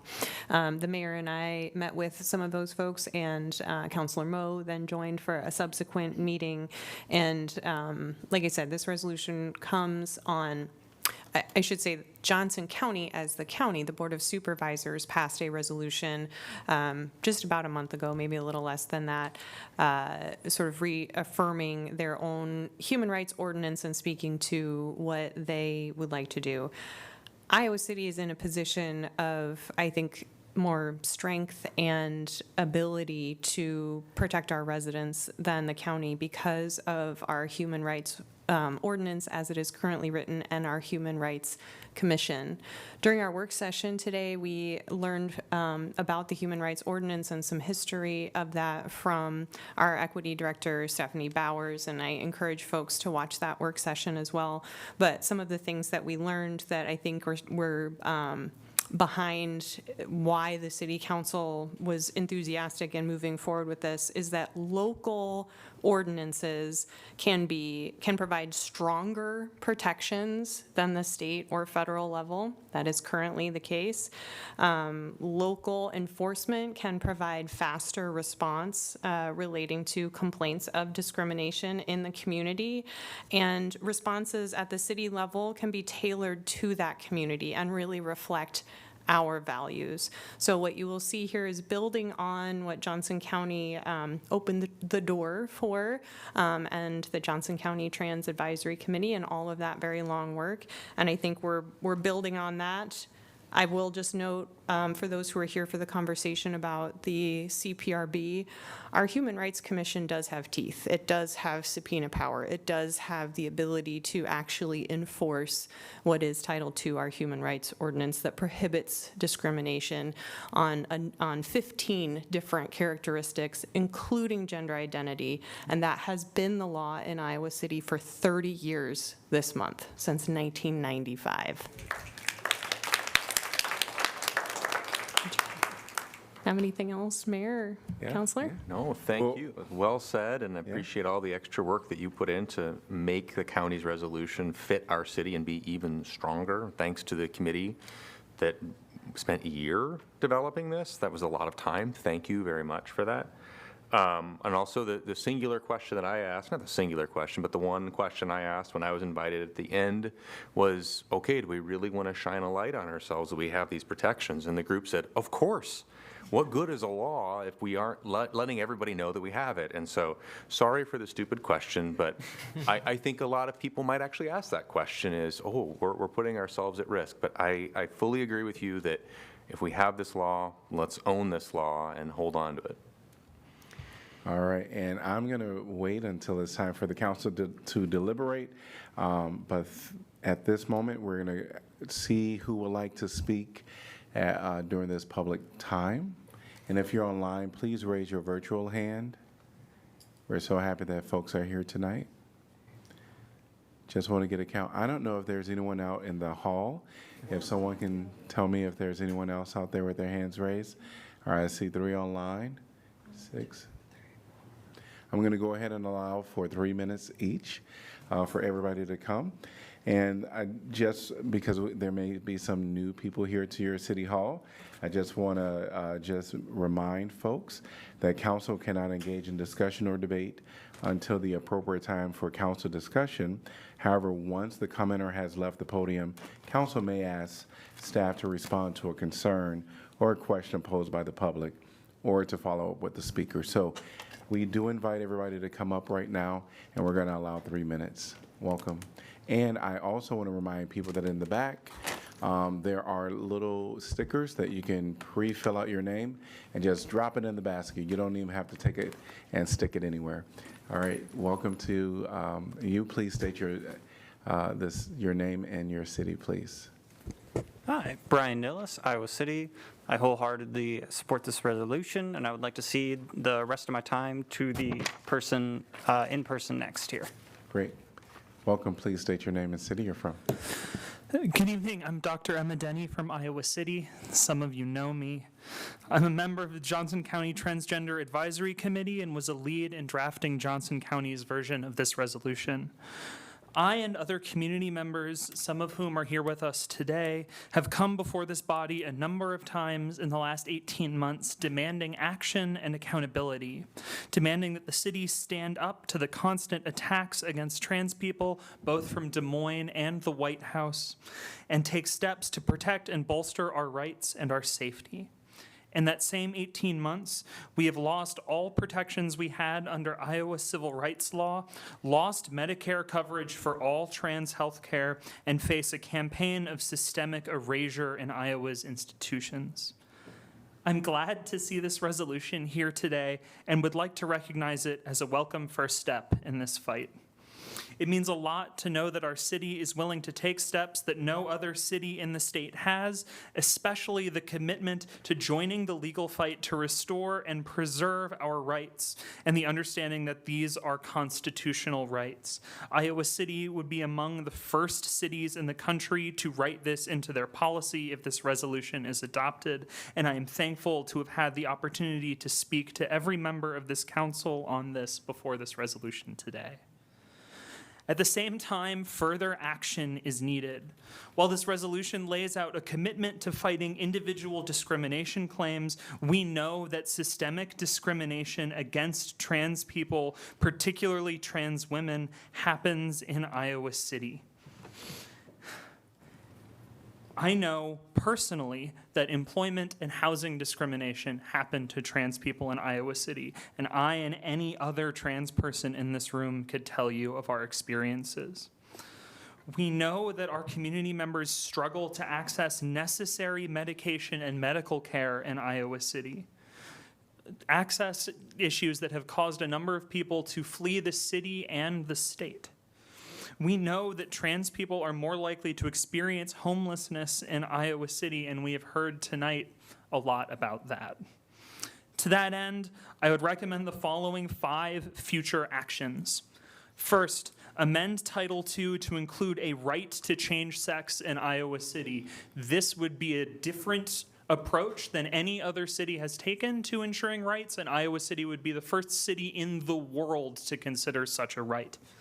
2, amend Title II to include a right to health care in Iowa City, as well as explicitly protecting providers and recipients of trans health care as other cities do. 3, amend Title II to include a right to housing in Iowa City. This would empower the city to take meaningful action towards ensuring landlords do not discriminate against anyone. 4, the creation of an emergency grant program to cover costs of residents whose health care has been taken away through violent discrimination by the state. And 5, a ban on conversion therapy and so-called gender exploratory therapy, conversion therapy by another name, in Iowa City. These are all serious and meaningful actions that would protect trans people, LGBTQ+ people, and all Iowa City residents from many forms of state tyranny and state oppression. We heard in the work session today that the Iowa City Human Rights Commission's first project was addressing housing discrimination in the 1960s.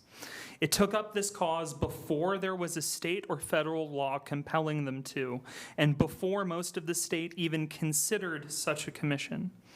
It is encouraging to see the city taking up this resolution as a step in continuing that legacy, but we all know that the work is not done and much more will still be needed.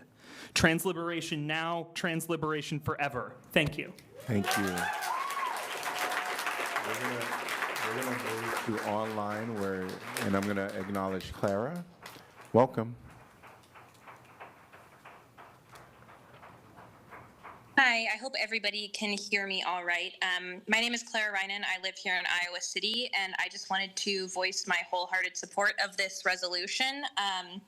Like Dr. Emma Denny just said, there's still more work to be done, and in particular, I want to acknowledge that most of this resolution that was written by the Trans Advisory Committee at the county level was written by queer and transgender folks who had to take on an enormous amount of emotional and mental labor to do this. And as we continue to see how we can strengthen these protections for trans and queer folks here in Iowa City, I just want to, in particular, remind the City Council that you all still have a duty to improve yourselves, continue educating yourselves, particularly because I still regularly hear members of City Council misgendering or using they, them pronouns as a catch-all when you're not sure of someone's pronouns. So I wanted to say thank you for considering this. I hope you pass it. I encourage you to. I urge you to. This is a great first step, but it certainly isn't the last step, and there's still more to do. Thanks. Thank you. Please welcome. Please state your name and city you're from. Yes, Micah Covington, Iowa City. Pardon my voice and that. I had oral surgery this morning, but I felt it was important enough to be here. I am a trans woman, and I support this. I sued the state in 2019 to get gender-affirming care approved under Iowa Medicaid, and it was. We won. The state took it back. And the city really needs to protect its providers at the University of Iowa that are providing gender-affirming care. Please make sure you pass this and amend it to protect providers and patients. Thank you. Thank you. We're going to go online to David. Welcome, David. Hi, can everybody hear me okay? Yes, welcome. Hi, thank you. My name is David Sterling. I was born and raised here in Iowa City, and very excited to hear about this. It's been a real trip to have my home state declare me a non-person, but I mean, I've been seeing it coming over the last 15 or so years. I wasn't always going to expect the council to be ready to stand up for us in this moment, and I think this is a fantastic first step. I'd also like to second Dr. Emma Denny's 5 proposals. I think that they cast a really nice broad net, and no matter what the city's able to accomplish, that net's going to catch some things, and that's going to be critical to saving lives and making progress carry forward. I'd like to see the city council also consider this more proactive strategy when it comes to other matters that particularly target marginalized people, such as housing discrimination. I've experienced housing discrimination and job discrimination due to my identity. Yeah, thank you so much for this. Yeah, that's it. Thank you. And we're going to move in person. Welcome. Please state your name and city you're from. Hi, my name is Storma Brink. I'm from North Liberty, but I work in Iowa City. I want to second Dr. Denny's suggestions to this council. I think one of my greatest fears that I have is that this resolution will not turn into concrete action. We originally came to you because we were targeted by UIPD because of our transness a little over a year ago, among a myriad of other issues. And while we waited for action, our problems have only increased. We are now in the beginning stages of a genocide against trans people in the United States. I believe that they will take further steps to ban us from public life in the next legislative session, and you have to act now before the next legislative session in January. We are drowning. Our community leaders are drowning. I am drowning.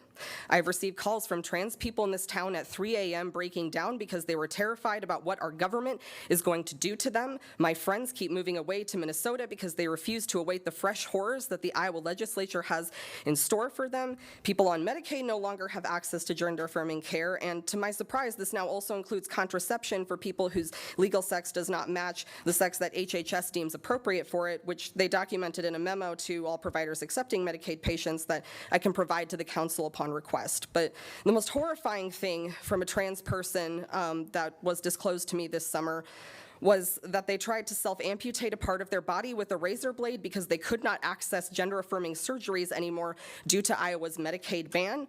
Enacting that ban was the primary reason they took away our rights. If we are at the point of people trying to self-amputate body parts because they can't access necessary medical care, our local government has to step in and fucking do something.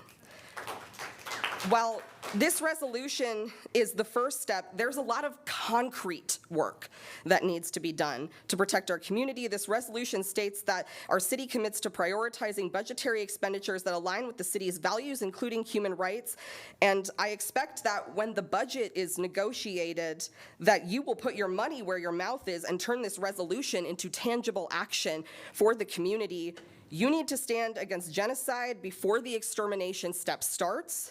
I will ask you again, as I did a year ago, give us anything concrete to help us. You can start with this. Thank you. Thank you. We're going to move online to Samantha. Welcome. Hello. I'm sorry, dogs just started barking. I just wanted to quickly acknowledge the hard work of Dr. Emma Denny and Sean on this resolution, and thank Iowa City for taking this on so quickly. It took a very long time to get Johnson counties up and running, and so this was, I think, a pretty quick turnaround, and thank you for being proactive, or rather, about it. So that's all. Thank you. Thank you. And then welcome, please state your name and city you're from. My name is Ash Fell. I'm from here in Iowa City. This is the first place I've ever felt like at home. I have lived in one other place. I did not know that I didn't feel at home there until living here for like a year. In April of last year, knowing pretty much nobody in town, I spoke at a community push for council to designate Iowa City as a trans safe city. And I was just floored by the fact that there were people, let alone the sheer amount of people who showed up there, that were organizing things like that. And then the year since, I have made friends with like all of the coolest people I've ever met. And as others have said, they keep moving away because it's scary here, and that sucks. I never want to leave Iowa. I have just always known that I can't, like spiritually. And I'd like to stay with that. I want to be able to stay here in Iowa City, and I think that it's possible, and I think that the people here, you know, are willing to fight for their ability to stay here. I gesture to the crowd. So I'm thrilled to see this, you know, here and supported by council, and I echo Storm in hoping that actual concrete measures follow to keep this promise. Thank you. Welcome. Please state your name and city you're from. Hello, my name is Ria LaFair. I was up here earlier, some of you may remember. I'm a trans woman, and as I started my original time up here, I came from Kansas City, a city that is designated a sanctuary city, but when I met my wife, discussion inevitably came to where are we going to live as a couple. And initially our plan was Kansas City. But because we do this for our loved ones, we always come to visit where they are from, especially when they speak of the good things in this city. And I thought this was just pride. This is a place that she had lived most of her life. But when I first came here, the amount of queer pride and trans flags and love for someone like me changed my mind on where we were going to live. This resolution isn't just important to us, it is vital because I made that decision to jump into a place that was already guaranteeing my safety into a place that was promising my safety instead. The amount of true people here, just like with our previous speaker, that truly feel the community you have here is fantastic, but bleeding out on the floor dying. It isn't just important you make this resolution. It is like Emma says, you need to make this have a fierce way to be attractive to people. When I originally thought of Iowa, I did not think I would get this community. And I really do not want to see someone scare you away into what the stereotype was in my mind of this place.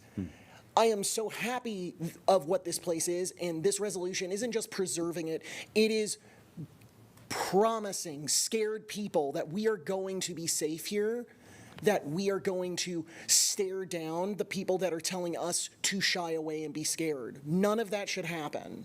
So, as someone who's only been here just now getting on to a year, I really want to know that this place is not just making a straw man argument or making some sort of symbolism.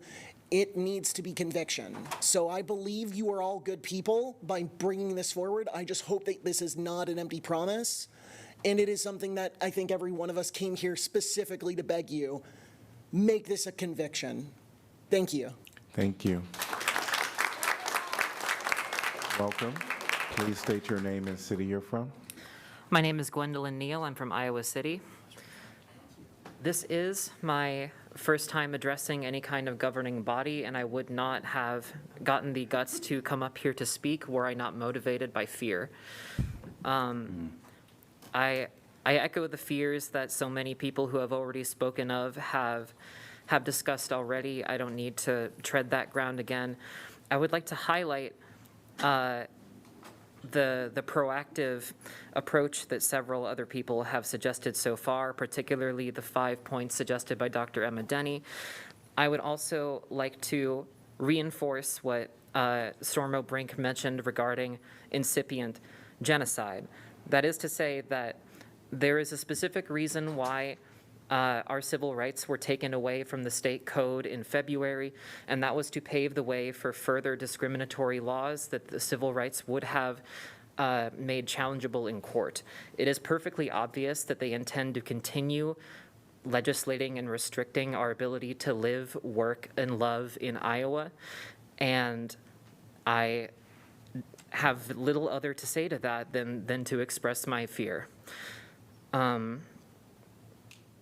This is a moment where it's going to require a certain amount of moral courage to continue recognizing what is right, to continue recognizing that marginalized people are not something that can be cast aside for political convenience, but something that has to be preserved to maintain the brotherhood and community that we all have the potential to realize sticking together.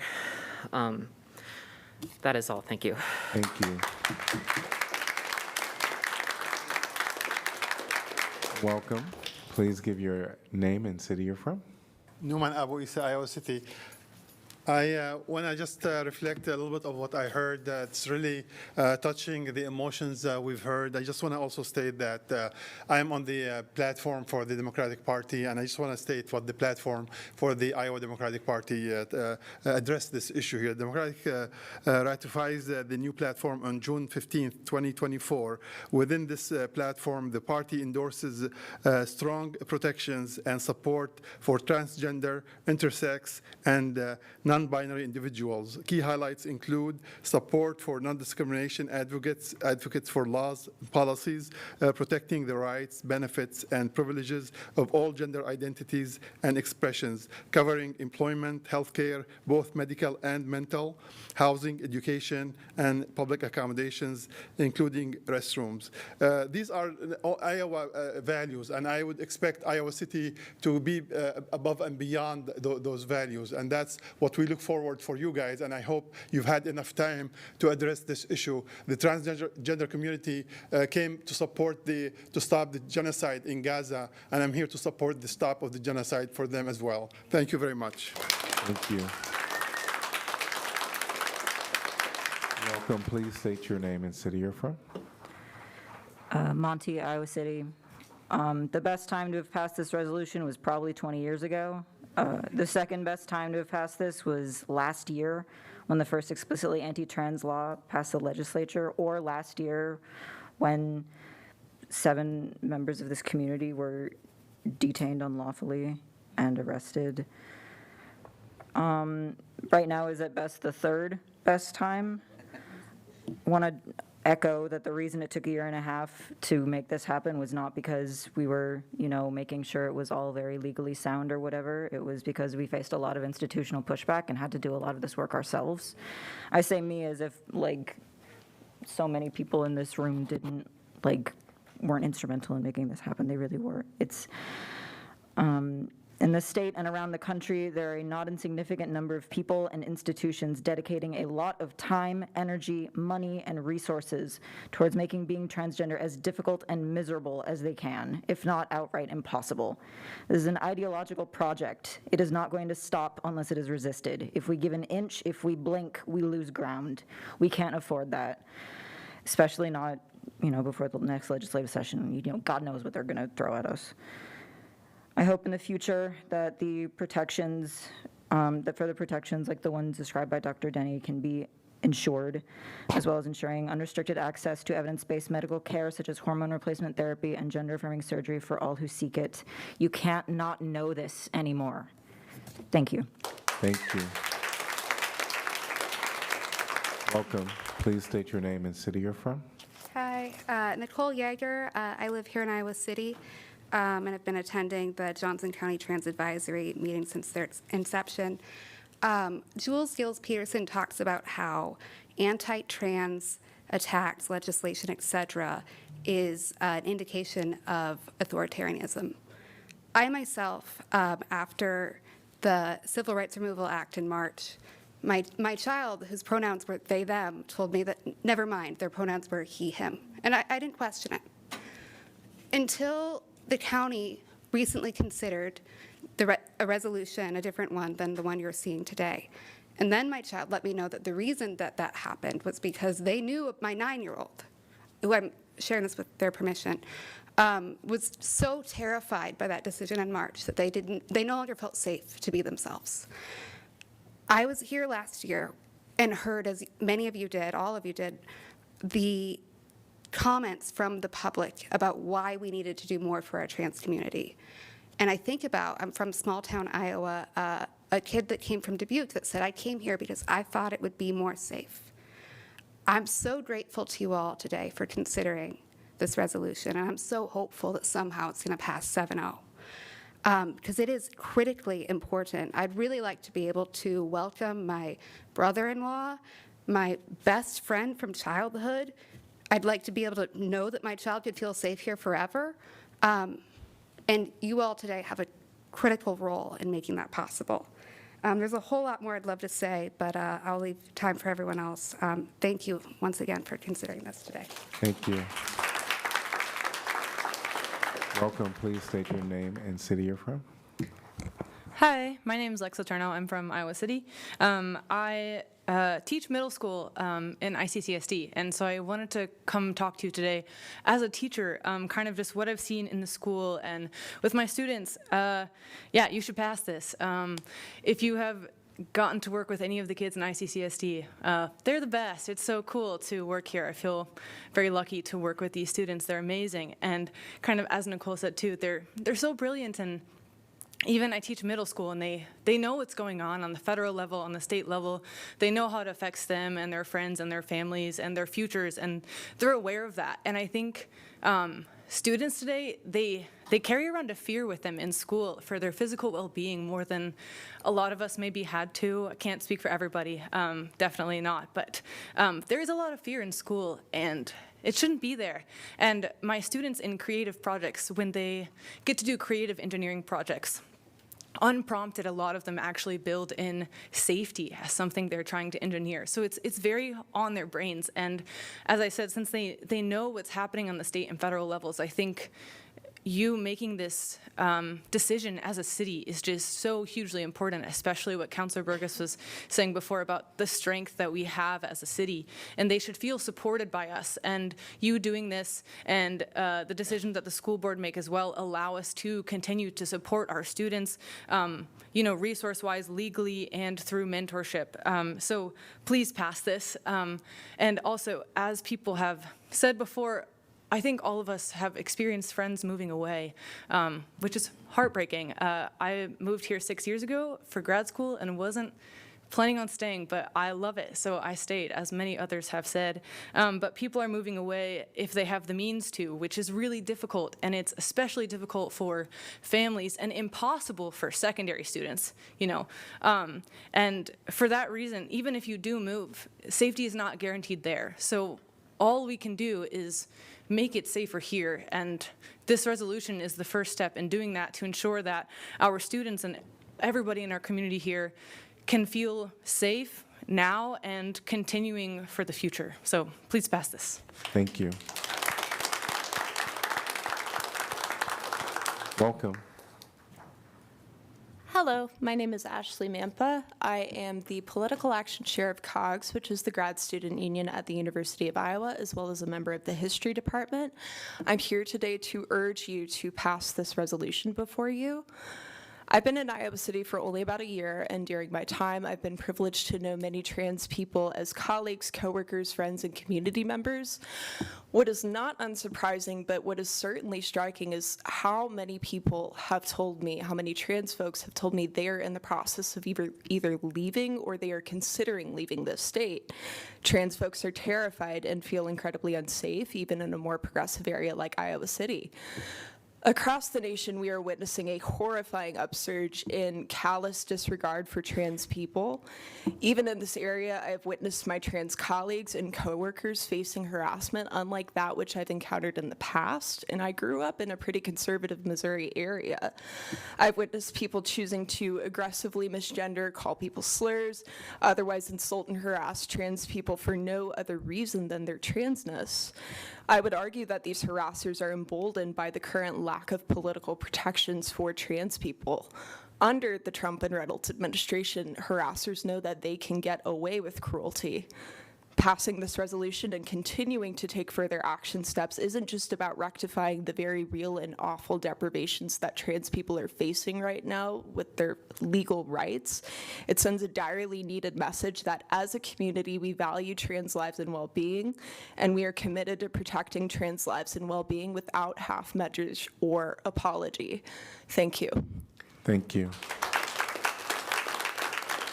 Please state your name and city you're from. Hi, my name is Vivian Olson. I'm from Iowa City. This is actually my third time living in Iowa City. I went here for undergrad, popped around for work, popped back because I love Iowa City, popped around for work, and finally I began working remotely, and I had an opportunity to move anywhere that I wanted. I was living in Denver at the time, a well-known blue state with fairly solid state protections. I came back to this area because I was visiting my folks, and I had the intent to move to Chicago. And then I came back into contact with the community here. I want to say thank you to Dr. Emma Tenney. I want to say thank you to Storm and Iowa Trans Mutual Aid for all that they do. I want to say thank you to every trans person that is here digging their teeth into their lips to stay in a place that they love. I'm here for the long haul, just like the rest of you. And motions like this that come out of a community like that serve to highlight just how valuable it is to have community members who are willing to fight like you are all fighting. And it highlights the intelligence that this city has to tap into for movements moving forward, as highlighted by Dr. Emma Tenney's statements here. I would encourage the council to continue to tap into these community resources and obviously pass this one tonight, but to continue to lean on the expertise of community that knows its own problems, not only the trans community, but other communities like the trans community that are under attack currently.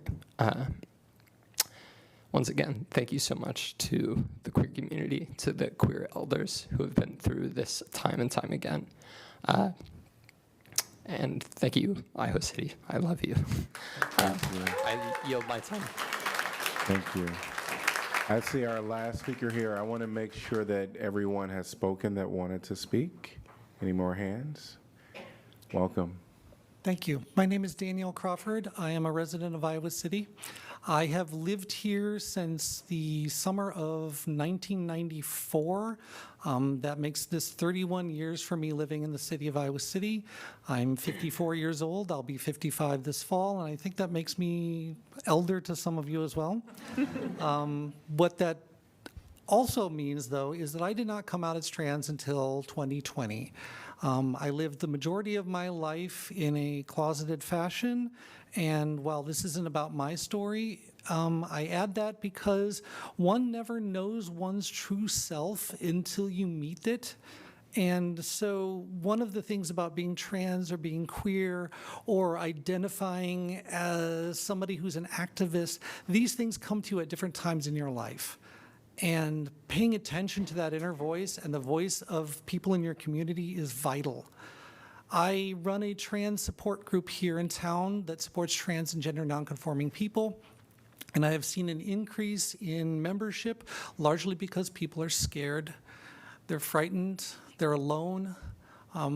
They realize that Iowa City has the community that you're seeing here tonight. It's vibrant and wonderful, and people, it's a resource for all sorts of things that are in the city. But my point is, we have a greater growing need. I'm receiving calls from people from all over Iowa saying, what resources do you have that you might be able to extend to us? Because we live in smaller towns in Iowa. They do not have these supports. We do not have this advocacy. We don't have what you've described all over tonight as a Iowa City lifestyle, as the reasons why people want to live here in this town. These things are vital for what it makes us who we are. We're people that were first back in the 1960s and 70s fighting for civil rights because the students stood up and said, no, we don't want to deal with a racist Vietnam War. We have people who are moving forward now on the issues of being trans, on gender equality, on all sorts of these things. And I appreciate that everything that the TAC has done. I appreciate and support the measures that Dr. Emma Denny has suggested, because these are valuable suggestions for moving forward. And I just want to say, I also work at the University of Iowa, and we work on grants for NASA, and we are seeing how the threats of the federal government are shutting down access to things that make Iowa and Iowa City vibrant. So we have to fight, and the challenge is in your court. Thank you very much. Thank you. And then, you were in the hall. This will be our last speaker. Welcome. Yeah, thank you. My name is Izzy from Iowa City, and I'll keep it short, and I did last call already. But a quick anecdote. I was outside of my house, just gardening the other day, pulling weeds in the driveway. I heard someone driving past our house, yelling out their windows, seemingly, "F you," homophobic slur. And I didn't really think much of it. And then I turned towards our street, and drove past me, and there's some kid in the passenger window of an F-150 or something. Looked like 17, 18 or something. And his window's down. He looks at me. He's kind of caught off guard that I'm outside the house. And he's like, "Dude, take it up the butt." Obviously he's not expecting to see someone who wanted to yell at a house. And I expect you guys to have a common criticism with this motion in the repercussion from the state government. I invite you to kind of see them as some kid in F-150. They have empty words that they'll throw at you, but I think it's all bark. I invite you to stand up to them and protect your residents. So, thank you guys. Thank you. I want to thank everybody for their comments. At this time, we're going to move on to the council discussion.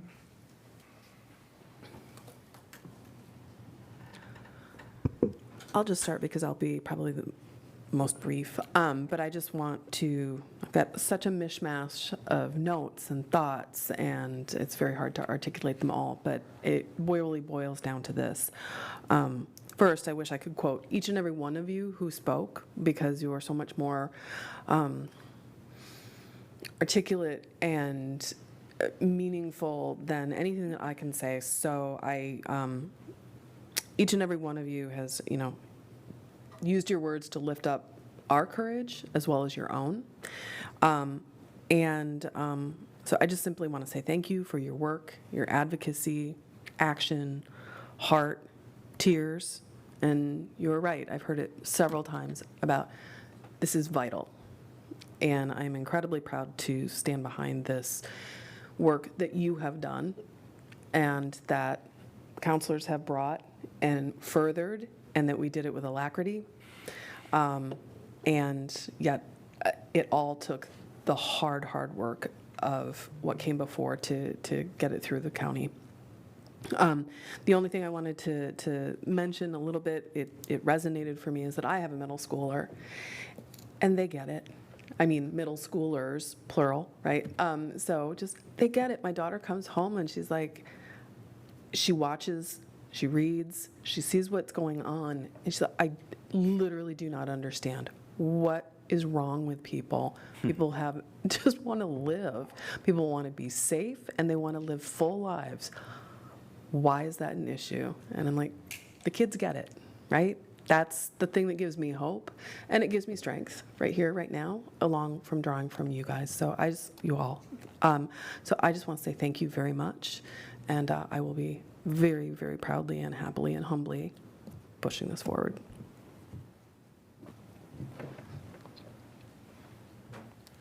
Again, wanted to echo the thanks to everybody that worked on this resolution, that spent their time over the last year working on this and bringing us this tonight. It's great.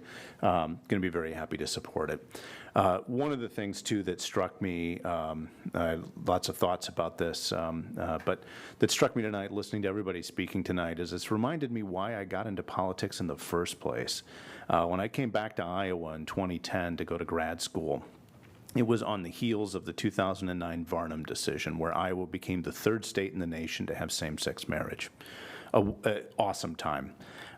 This was good for a member of my family who got to marry her wife, and they're wonderfully still together today.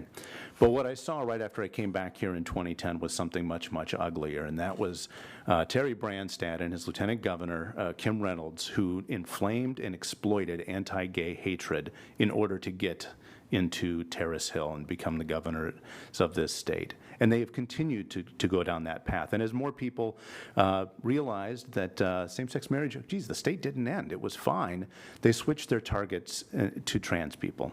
And it has been gross and awful to watch. And so that's why back in 2010, after coming here, I started knocking doors. I started working on campaigns and for candidates. And thank you, Mr. Buisa, because you actually reminded me of another really important part of that journey, and that's when I came back, I was registered as an independent. And so I started really paying attention to things like exactly like those party platforms and looking at the two different parties here. And that's one of the, between that and the environment and a couple of other issues, that's why I became a Democrat and started knocking for those candidates and knocking and showing up and running other people's campaigns and doing all of that. And so this reminds me of why I did it in the first place. And I'm going to throw out one other thing and another call to action as we call each other to action in this moment. A year from now, we're going to know who's running for governor against Kim, or whoever was going to be running for the Republican seat, since Reynolds says she's not running again. We're going to have an opportunity to actually make this state more sane on this issue and so many other important issues. If anybody out there, you know, as we get a year from now, there's other races in the State House and the State Senate, the U.S. Congress. If anybody out there is like me and just willing to put in that time and effort and knock doors, reach out to me. I'll help hook you up to somebody, a candidate that you can support, not just here in Iowa City, but around the state, because that's important too. So with that little call to action, again, I am so happy that this is before us and very happy to support it.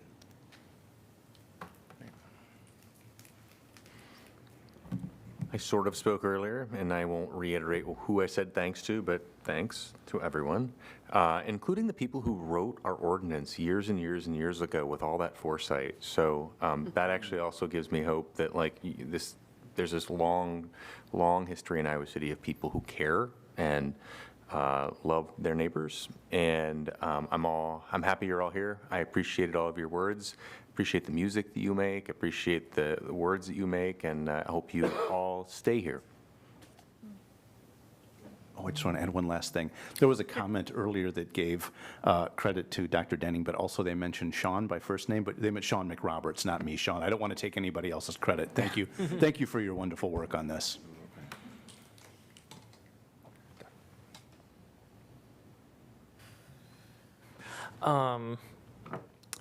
This, you know, means a lot to me. As a lot of you probably know, I'm kind of considered like the token cis person in the friend group, you know? So being around trans, intersex, non-binary people, what have you, you know, it's just been my life for so long, making music in Iowa City punk scene, Cedar Falls punk scene, and it does break my heart, like, very deep down to the core when I see so many like friends that I've met and played music with just not only suffering but moving and feeling like they have to flee for their lives, basically flee for dignity, you know. And I'm never gonna try to tell anybody who's in that situation that I'm not in what to do. But what I will say is when it comes to resiliency and solidarity, like, I mean, look no further than the Iowa City trans community. That's what I'm going to tell you, you know. Solidarity is like who, you know, when, a homeless encampment catches on fire, you know, who's immediately there to help clean up, who's immediately there to fundraise, to book the show, to gather the resources, to drive it over there. You know, it's largely the trans community, in my experience, who always shows up to the Palestinian solidarity protests. It's the trans community who always shows up for immigrants. It's the trans community. And that goes for the immigrant community as well. That goes for the Palestinian community as well, because people like this know that you have to stand together when you're facing this insane adversity. And something like this, you know, it started in the punk scene, but I think it's kind of going out to normie territory now. It's just like the phrase, you know, I used to think it was cringe, but now I kind of like it, of Iowa City, World City, you know? and I think that's very, you know, Iowa City, World City, it's a place that's completely unlike anything else in the most positive way possible. Like, we are a small city in the state of Iowa that just has so much culture and so much to offer in such a diverse, vibrant, amazing community. And people come here all the time from like New York City, from you know, I'll book some bands here and they say, this place is, I wish my hometown was like this, and their hometown is like Chicago, you know? Their hometown is New York City, their hometown is San Francisco. Somebody even told me that Iowa City is gayer than San Francisco. I don't know about that, but you know, when it comes to these things, you know, I wholeheartedly agree with a lot of the things that commenters have said, which is that, you know, there's you know, an understandable fear when trying to make a stand in a hostile place like this, not even a hostile state, but a hostile federal government. You know, what's going to happen? And so I don't blame anybody for feeling those fears, but I just think, like, if you look to history, if you look, no amount of putting your head in the sand is going to protect you, right? You need to make bold statements, not just bold statements, but bold actions, and you need to be willing to fight for the people that live in your community, whether that be legal battles, whether that be passing resolutions that you know might get challenged. You need to get in the fight and not just stay away from it, because there's always a chance you can win, and there's always a way that you can pick yourself back up and go back to the drawing board and keep fighting instead of just giving up. So I do just want to say thank you so much again to, you know, Councilor Moe, Mayor Teague, Councilor Burgess. I wish I could have been on those meetings, but open meetings laws prevented it. So, but it's you know, just thank you so much. Thank you so much to the TAC. Thank you to the county for passing it. I would love to see other localities in the area like North Liberty and Coralville go down the same path. You know, and it's really important for the city to do something like this, like I said, but I think that people need to also continue to do the things that you're doing in terms of doing it yourself.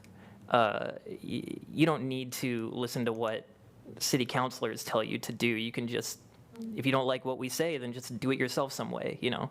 And same thing about not letting some weird freaks in the state, you know, tell you that you're not a person, you know, that your rights, that you don't have rights, that you're less of a person than they are, because they're going to ultimately be the losers in history, and y'all are always going to be here, and Iowa City is always going to be this magical place that I love. So,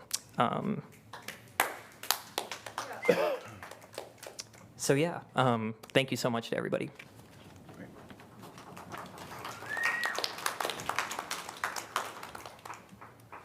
I already had the chance to say some things, so very, very briefly, incredible gratitude for everyone who has done so much work, not just over the last year and not just being here tonight, but I think, Megan, you spoke to courage, and I keep trying to put myself in folks' shoes and imagine what it would take to be as brave as the people who are here and all the people who are just living lives with what we're facing right now. And the thing I want to just highlight is one of the action items in this is for us, the city council shall, this is mandatory, you guys, encourage elected leaders and appointed officials of other cities and counties throughout Iowa to use their legislative and administrative authority to take any and all actions as may be necessary to protect LGBTQ plus individuals from discrimination and enshrine such protections into law. And right now, every single city in Iowa could do this. Every single city in Iowa could do this. And there are no excuses for leaving our neighbors behind. Thank you.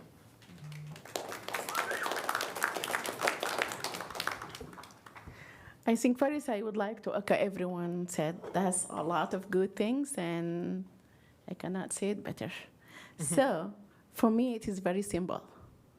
Every person in Iowa City deserves to feel safe, respected, and protected, regardless of who they are. When rights are stripped from one group, it is a threatens the safety and the dignity of all of us. Thank you. This resolution reaffirms our values as a city and send a clear message that Iowa City stands on the side of equity, justice, and human rights. Definitely voting yes for this. Thanks. Well, it's been a lot said tonight, and I want to thank everybody for coming out tonight. This does mean a lot, not only for our city. We heard folks mention our youth. I think this means a lot for them as well. Iowa City has long stood for human rights in so many various ways. And when it comes down to the diversity of this community, in this room, we look very diverse in so many ways. And that's one thing that I heard ringing out through the comments today about what makes Iowa City feels like a special place for people. And that's something that we want to make sure that we continue to maintain here in this city. Our Human Rights Commission, they have a lot of opportunity to continue to do the work that they already have been asked to do.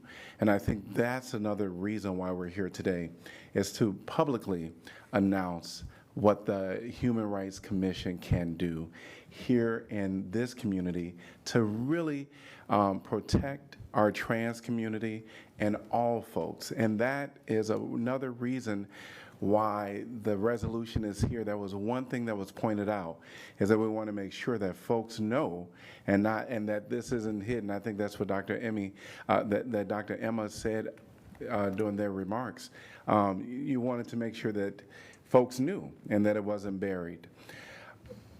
I also want to just talk about a little bit about the folks that brought this to us.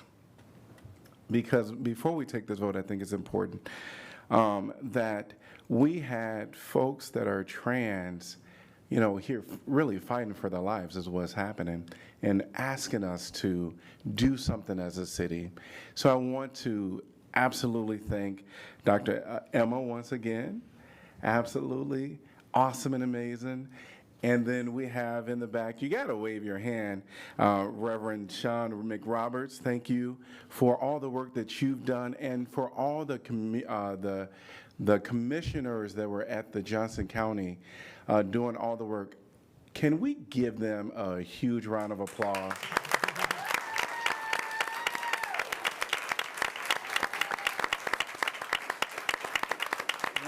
We're here today.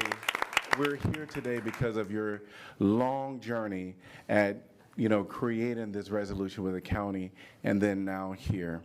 We are tasked, as Councilor Burgess mentioned, to really spread the word.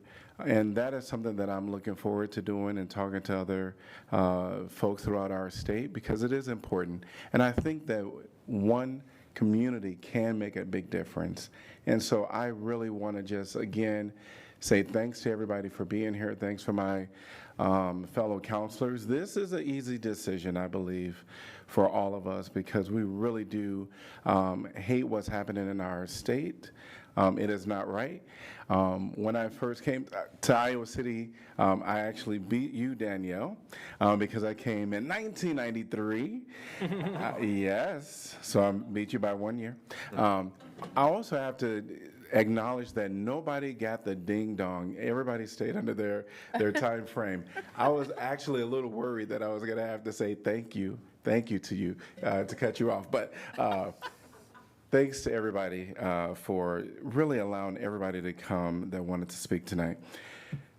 But Iowa City, again, when I came at the age of 17, I was closeted myself, but there was something that I read about per capita, how Iowa City was a good gay place to be. And so me being this kind of halfway closeted, only out in my, comfortable circles, because I was a church kid, still a church kid.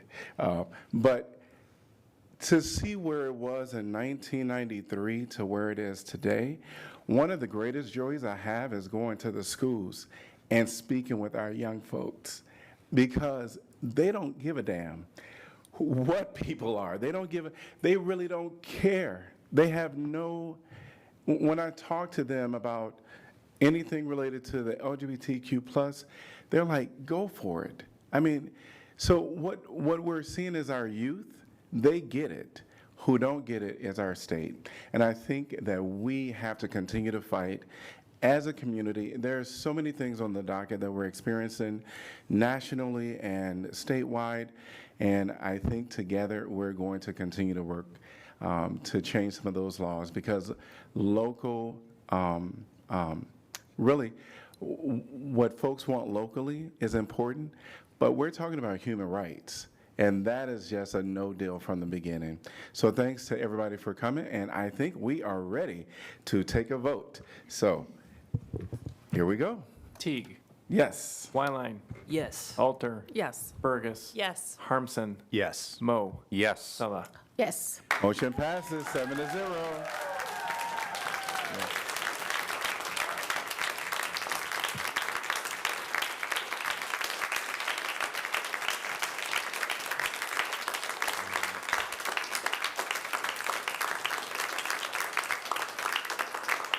And thanks again for all of you that came for this item.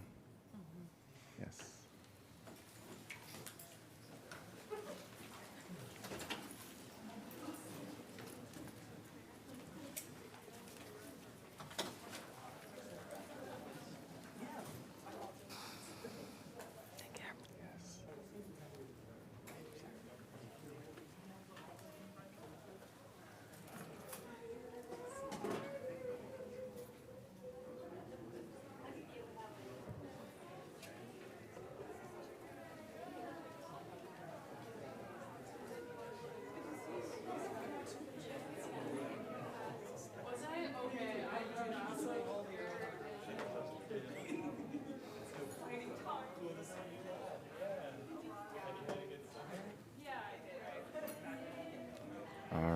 And we're going to move on to item number 11, which is council appointments. 11A is Community Police Review Board.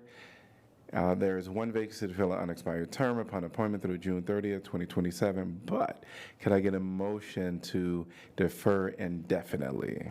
So moved, Alter. Second, Moe. Yes, and I just want to make a statement that, this is being really requested to be indefinitely deferred due to the Senate File 311. And then item number 10F, ordinance dissolving the board that we discussed earlier tonight. And that this was a staff request to defer this. So any other discussion on this item? All in favor say aye. Aye. Aye. Any opposed? Motion passes 7-0. We're on to item number 12, announcements of vacancies previous. 12A, we have the Civil Service Commission one vacancy to fill a new member position upon appointment through April 4th, 2027. Civil Service Commission one vacancy to fill a new member position upon appointment through April 1st. Housing and Community Development Commission one vacancy to fill an unexpired term. Library Board of Trustees one vacancy to fill an unexpired term. Applications must be received by 5 p.m. Tuesday, September 9th, 2025. Airport Zoning Board of Adjustment, one vacancy to fill a 5-year term. Airport Zoning Commission, one vacancy to fill a 6-year term. Board of Appeals, HVAC Professional, one vacancy to fill an unexpired term. Historic Preservation Commission, Brown Street, one vacancy to fill a 3-year term. Historic Preservation Commission, Jefferson Street, one vacancy to fill a 3-year term. Historic Preservation Commission, Woodlawn Avenue, one vacancy to fill a 3-year term. Vacancies will remain open until filled. We're at item number 13, which is City Council information. Councilor Wyline and I held a listening post. Was it just this past? No, Two it was weekends ago. Yeah, 2 Saturdays ago. It was interesting to sort of just sit there and have people come up and talk to us. I had a good conversation with a woman who wanted to know about the Burlington Street Bridge project, and was interested in the fact of like trying to actually get the river more vibrant and have more things. Although we did point out that there was the difficulty of all the infrastructure that was underneath. So she was really interested that the conversations are happening. So one thing I thought I'd mention. And there was one other gentleman who was concerned about, wanted us to make sure that staff were going to keep the 21 South Lynn project to LEED standards. That's right. Even though it's not technically in the agreement, but just was like worried about, since it's not technically in the agreement, that we won't accountability. Just worried about accountability with that. That was another conversation we had. I just wanted to welcome back all the University of Iowa students. Classes are starting soon. Classes also starting soon for the Iowa City School District, coming up a week from yesterday. I know my son is enjoying his last few days of freedom before having to get back into the routine of the school year. So good luck to all of those folks. A little note for my fellow East Siders, and also for those of us who have students who go to City High. Just a reminder that there's some major road construction close by there. So both along Court Street, and I know they're working on and trying to get finished up some other sorts of repairs in some of the side streets there to the north and west of City High. So best advice I could give, and I've already started harping on my son about this, so fellow parents, you can understand how that goes. Give yourself, leave 15, 20 minutes earlier than you think you need to. Don't try and rush and beat it to the finish line, because it's going to be, especially until people get used to it, it's going to take extra time. So give yourself extra time and be safe. Great. All right, we're going to move on to item number 14, report on items from our city staff, city manager's office. Nothing tonight. City attorney's office. Nothing for me, thank you. All right, city clerk. All right. Item number 15, could I get a motion to adjourn, please? So move. Second. Moved by Sala, seconded by Wyline. All in favor say aye. Aye. Any opposed? Motion passes 7-0. We are adjourned. Good night.